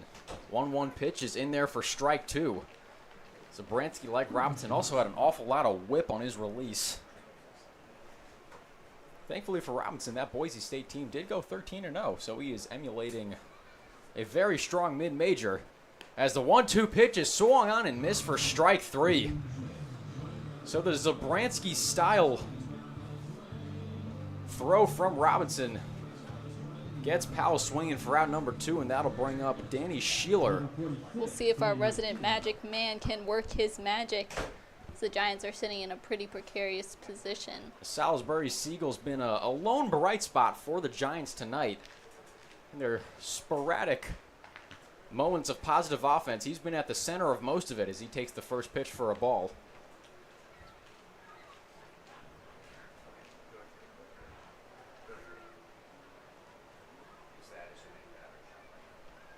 Comes the 1-0. That one's a swing and a miss for strike 1.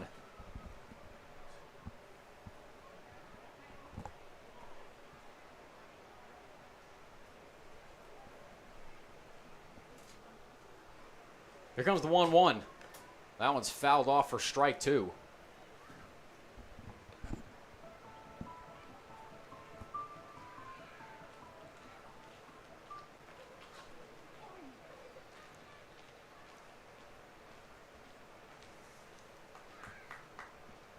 Here comes the 1-2. That one's upstairs for ball 2. Robinson looking for a clean inning here, trying to give his team as good of a chance as possible to end this one a little early, possibly in the bottom half of the inning. That's right. Just another reminder, we are running on a 12-run mercy rule, which would cut the game short at 7 innings. Robinson gets Sheeler swinging and missing for strike 3. So a clean inning for the Roanoke College representative here in Bethesda. The Big Train up 12-3, headed into the bottom of the 7th inning.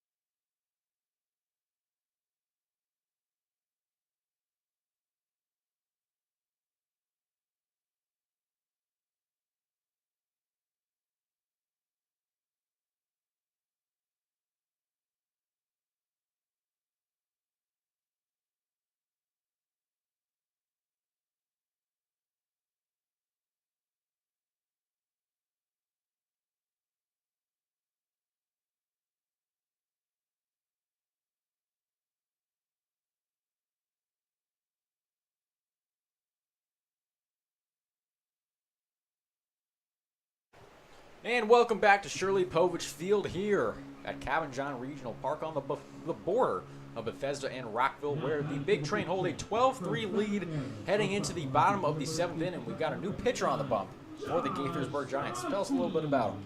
That's right. On the mound now for the Gaithersburg Giants is number 2 Tanner Sanderoff.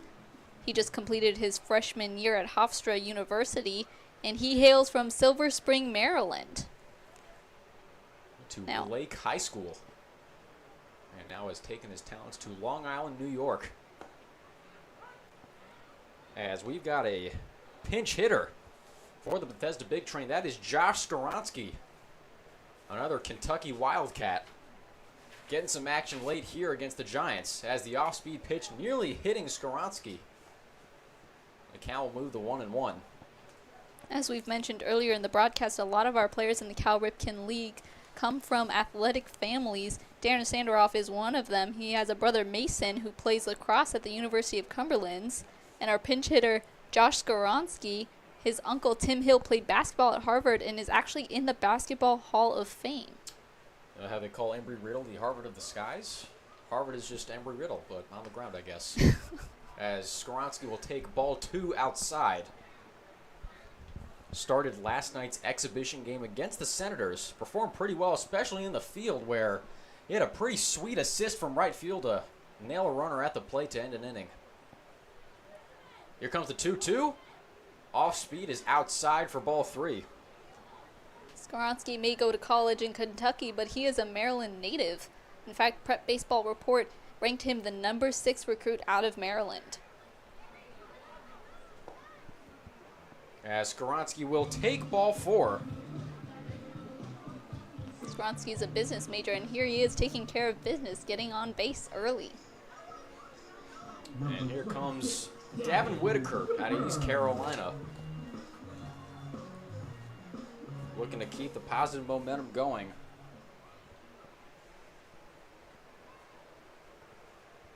As on deck is another pinch hitter for the Big Train as Whitaker fouls his first one off. He's been awfully ambitious on the first pitch tonight. Swinging at a lot of them thus far.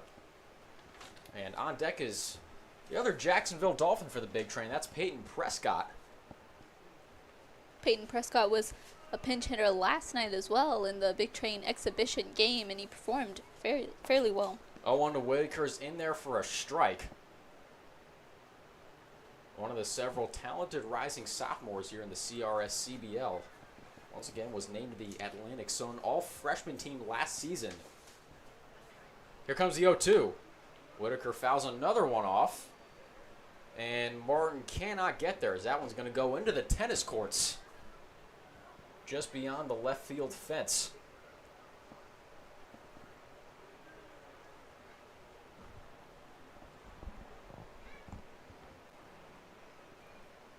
Because I gotta say, the camera that looks onto us right now looks like we're in Five Nights at Freddy's at the moment. If you were watching the broadcast earlier, you might have seen our lovely reflections in the window, so we have since turned the lights off to avoid getting that reflection in the camera shot. As Whitaker is sent down on an off-speed pitch looking for out number 1. And that'll bring up Peyton Prescott. Peyton Prescott is a man of many different positions. He is known to play first baseman, third baseman, and is also a right-handed pitcher. Once again, he's going into his sophomore year at Jacksonville. But prior to Jacksonville, he was actually the MVP of the NAA tournament. According to the team site, he's a big fan of beach and golfing, as tried to golf that one. A million yards to left field, but a big swing and a miss. Although a golf shot would benefit Big Train. So they'd be 2 runs closer to a mercy rule as that one is in there for strike number 2. Once again, the mercy rule is a 12-run lead after 7 innings. So if the Big Train score 3 here in the bottom of the 7th, the game will end. 0-2 pitch. Chop to Martin at third. That one goes just foul.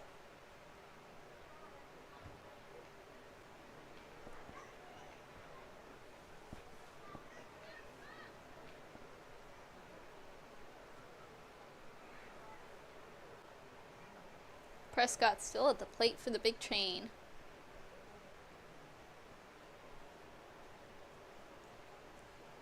On deck is Landon Franklin. Gotten a good bit of run through these first 2 games. Here comes the 0-2. Inside, but in there for strike 3. So that's now 2 batters Sandorov has sent off here in the bottom of the 7th. And now Landon Franklin comes up to the plate with the runner on first and 2 down.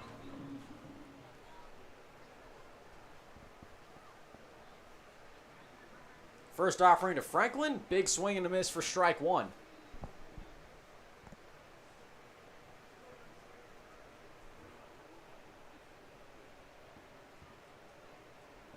Here comes the 0-1. Another big swing and a miss for strike 2.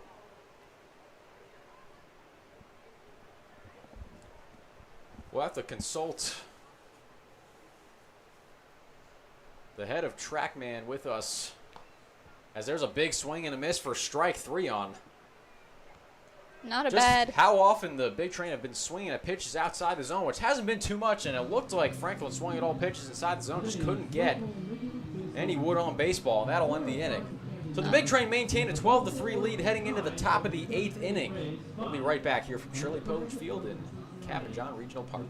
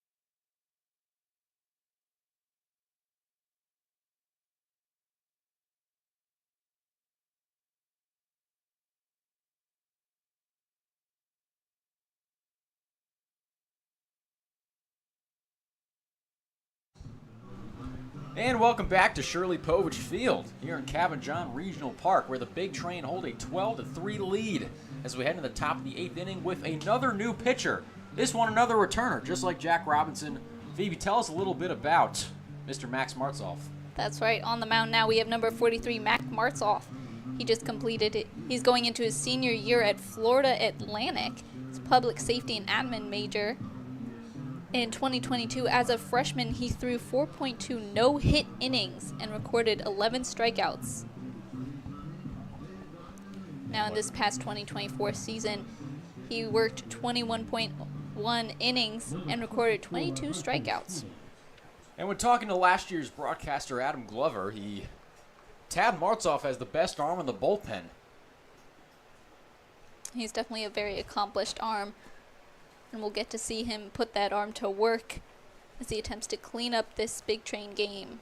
Won the CRS CBL Rookie of the Year last year, as there's a pop-up into foul territory over everybody's head, as we've got a pinch hitter for the Gaithersburg Giants. No, we don't. It's number 24, Hunter Stevens. He's been here this whole time. Here comes the 1-1 to Stevens. That one's an identical result. Popped out over the right field grandstand, this time for strike 2.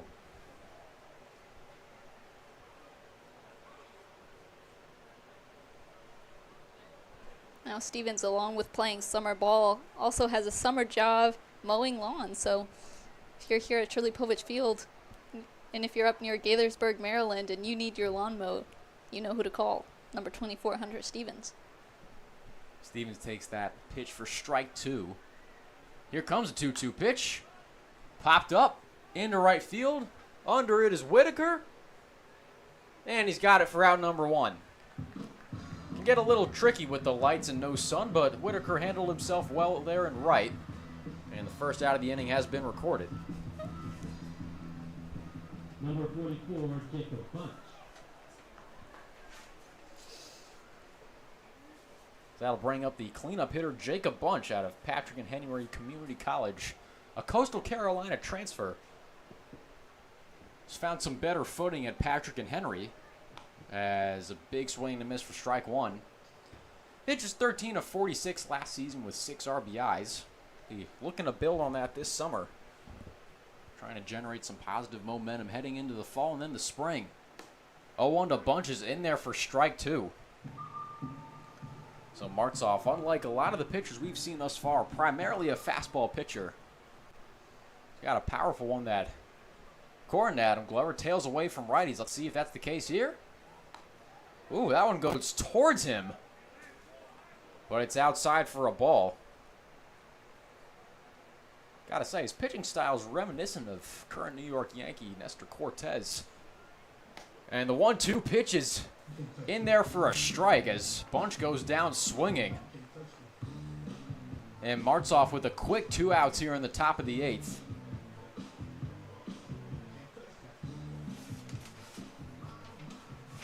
Now hitting for the Giants. As now, this is actually a pinch hitter. I can guarantee you that. That is Brandon Kleiman out of Eastern Michigan University taking the first pitch for a strike. Now number 17, Brendan Kleiman. He's going into his senior year at Eastern Michigan University, but he actually transferred from Frederick Community College. As a look at the 0-1 pitch for a strike. While at Frederick Community College, he helped his team make 2 JUCO World Series appearances and led them to 2-time Region 20 championships. 0-2 pitch is inside for a ball. Kleiman from Olney, Maryland, and went to high school at Sherwood. Was a high school baseball powerhouse for a long time in Montgomery County. And my alma mater, Walt Whitman High School, had some pretty epic playoff matches, but Kleiman's no match for that pitch as Martzoff works a pretty seamless inning here in the top of the 8th. Still 12-3 Big Train. We'll be right back from Shirley Povich Field.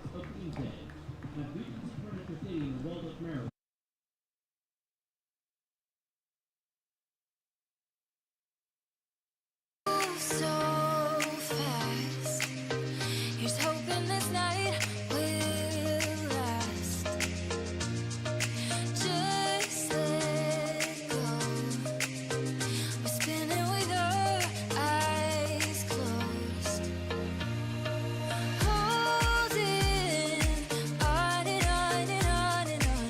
Hoping I can get to know you better. Living in sweet suburbia, some fire as summer.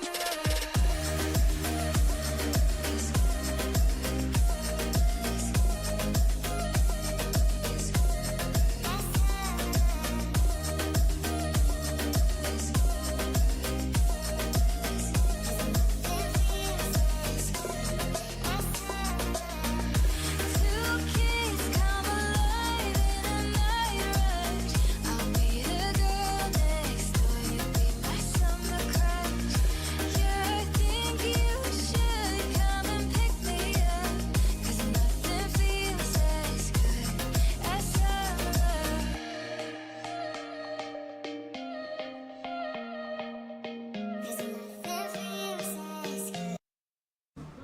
And we're back at Shirley Povich Field here at Cabin John Regional Park on the border of Bethesda and Rockville. As Tanner Sandaroff remains in the game for the Giants as the Big Train once again have their last chance to walk this game off early. And it's going to be Jackson Giacconi leading things off. First pitch to Giacconi is high and outside for ball one.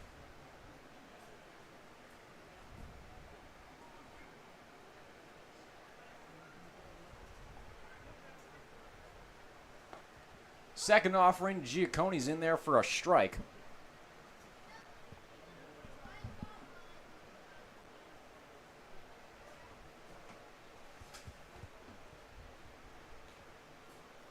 Here comes the 1-1. Big swing and a miss from Giacconi. That'll bring the count to 1-2.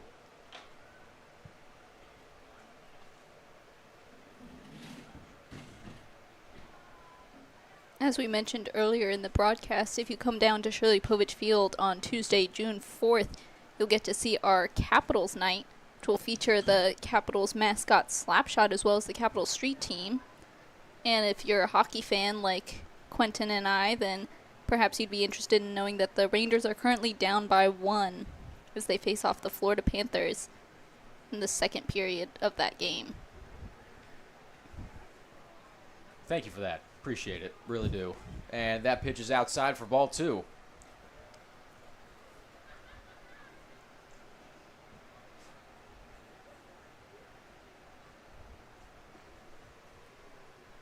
Here comes the 2-2. And a swing and a miss from Giacconi. He's set down on strikes. That'll make it 1 out for Jaden Bastian. Made a sweet diving catch in left field earlier in the game.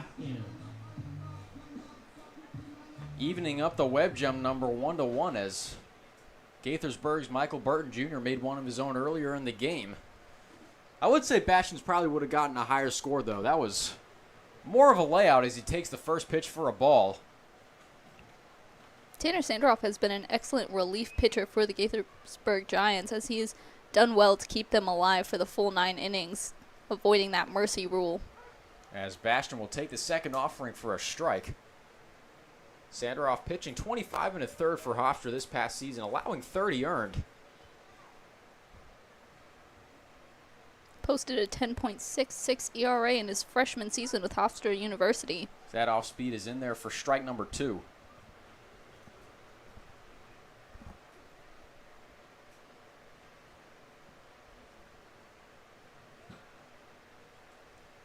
Here comes a 1-2 pitch. Bastian fouls it just by us here in the booth. And our sound guy is playing that car alarm sound. Just another reminder that if you are here at the field and parking near the gates, you do run the risk of getting a cracked windshield. Those foul balls flying over our heads into the parking lot. 1-2 pitch is outside for ball 2. Good eye there from Bastian. As I was mentioning earlier, pretty good plate discipline from the big train. Not swinging at too many pitches outside of the zone. As Bastian looking at another ball, that'll bring the count full.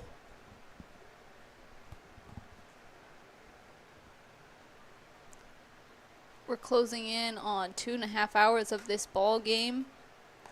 And Bastian will look at ball 4. He'll take his base.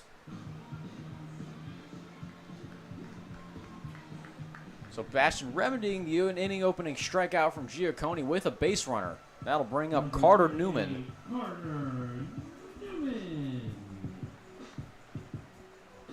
Carter Newman, my fellow Hokie, who had a lot of success last night in the exhibition game and was able to close out a win for Big Train.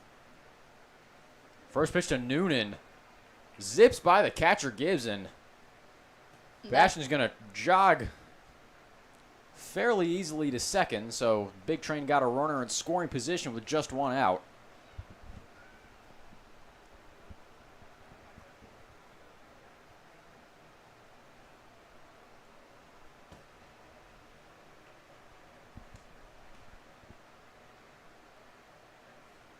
Here comes the 1-0. That one's inside as well for ball 2.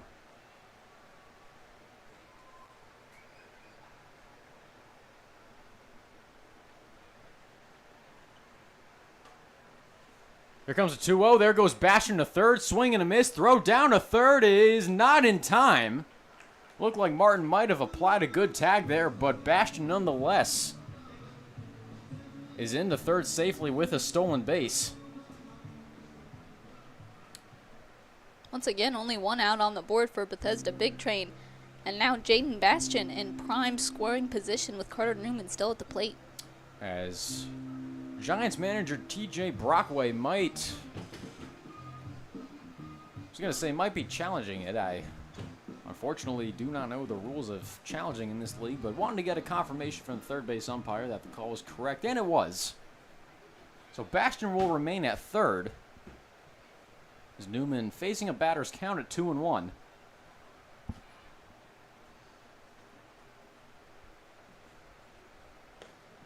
And Newman will take ball 3 high and inside. as Cole Constable waits on deck. The 3-1 pitch. Outside for ball 4. So now the Big Train face a familiar situation. Runners on the corners. Bottom of the lineup. Chance to really break this one open as if it hasn't been broken open already. Once again, the Big Train have a chance to clinch the victory in this inning. All they need is 3 runs, which they did in the first 3 innings. A 3-spot followed by a 3-spot followed by a 4-spot. As that first pitch to Constable is in there for a strike.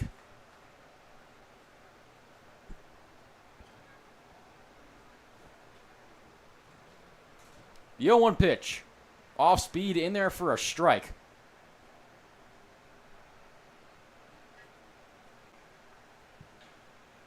Once again, the Giants looking to bounce back this season after missing the playoffs last season.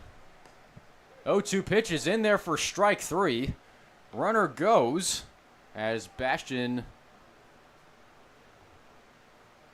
makes it back to third. And Newman makes it safely to second. So Jordan Crosland's got runners on second and third with 2 outs. Big Train, meanwhile, looking to defend their CRS CBL title. Looking to go back-to-back once again. First pitch to Crosland's popped way up in the air. Into right field. Under it is Jaden Brown. That was Vicendizi in right field making the catch for out number 3. And so the Big Train leave 2 runners stranded in scoring position. Giants have only 1 opportunity. They need 9 runs in the top of the 9th. Crazier things have happened, though, so we will see coming right up here at Shirley Povich Field.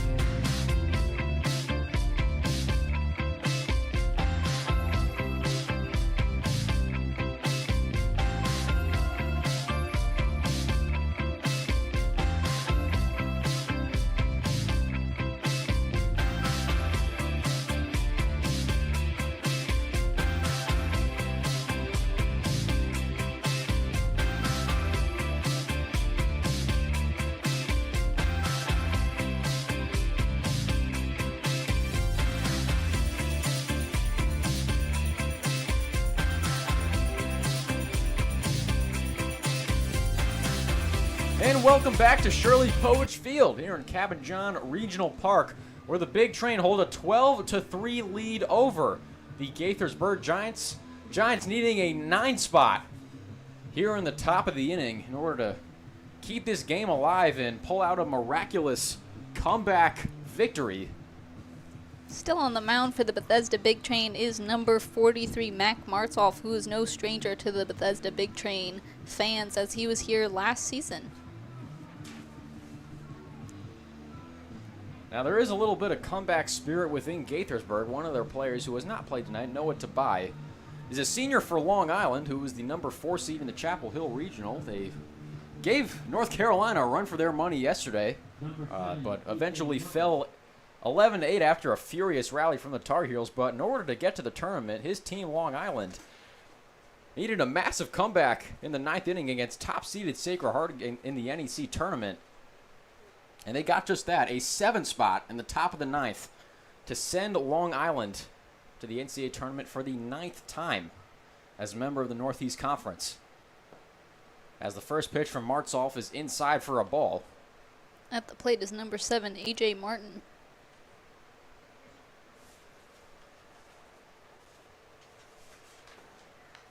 As Martin fouls off the 1-0 pitch. Once again, Martin played sparingly for George Mason in 2023, decided to take his talents to Kaskaskia College. He was one of their best players. Slash line pretty solid as there's a big slash and a miss for strike 2.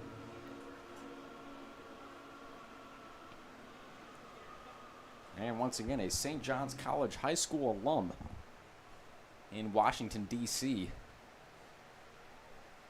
Here comes 1-2. There's a liner right to the second baseman. Crosland on to first. Nice scoop there from Giacconi for out number 1.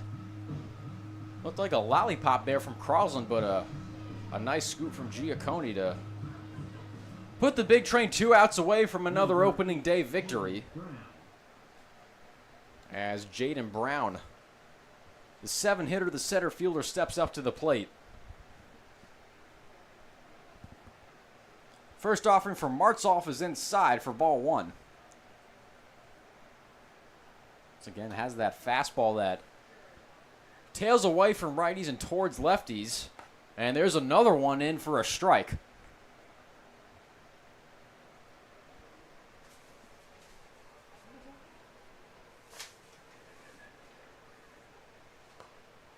Check swing from Martin. Did he go? Yes, he did, says the third base umpire.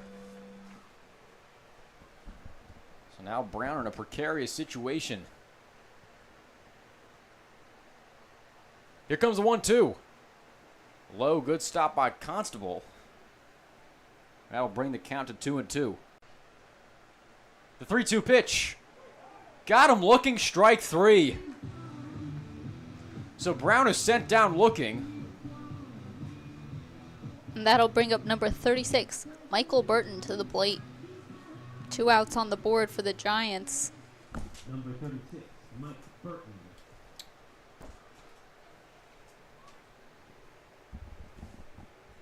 Burton representing Gaithersburg's last breath here in the top of the 9th inning.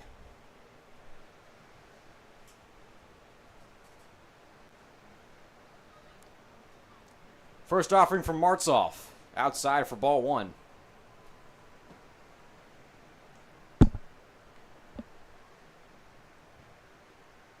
Excuse me, ball 2. I was adjusting my headset there. And that one's in there for a strike. Martzoff looking to shut the door on the Giants. As well as shut the door on this opening night game. As that pitch is inside for ball 3.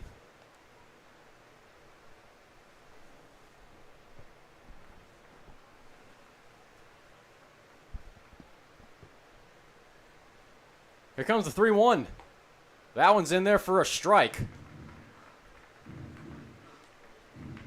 So the big train just 1 strike away from an opening day victory.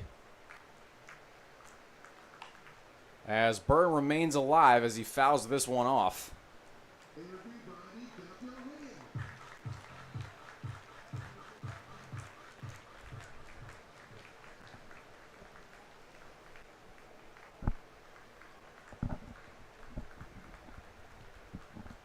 The full count pitch. Inside for ball 4. So for the moment, the Giants ain't dead yet. They now have a runner on first base, 2 outs on the board, as number 6. That is Tanner Vicendizi, the right fielder out of Ellicott City.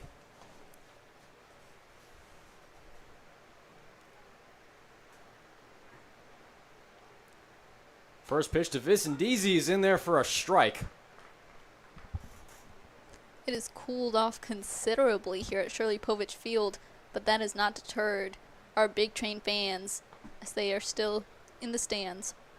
I think that's actually done the opposite. I'd say this is far more pleasant than what it was earlier this afternoon. Temperatures crossing the 90s as the calendar turned to June. 1-1 pitch, a big swing and a miss for strike 2. Martzoff with another chance to end it.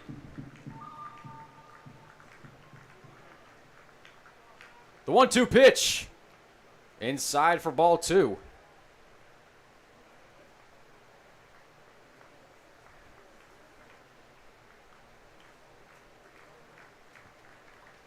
The 2-2 pitch.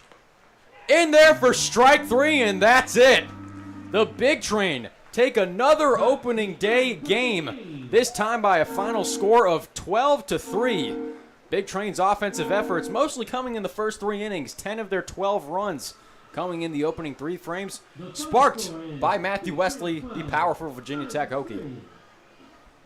That'll close things out for us here at Shirley Povich Field as the Big Train take their first official win of the season. Join us again here on Monday night to hear us call the play as the Big Train take on their next opponent Monday, June 3rd. And if you are able to, be sure to come down to Shirley Povich Field for some fun. It is our Big Train Green Night here at Shirley Povich Field. But again, if you can't make it, you can listen to Quentin and I here on the call at Big Train Network, streaming live on YouTube. We'll be here, as Phoebe said, on Monday night against the Crop Dusters for what should be another fun one against a team that, again, gave the Big Train a heap of trouble in last year's playoffs. For Phoebe Winters, I'm Quentin Krupp. Thank you all so much for listening. We will see you on Monday night.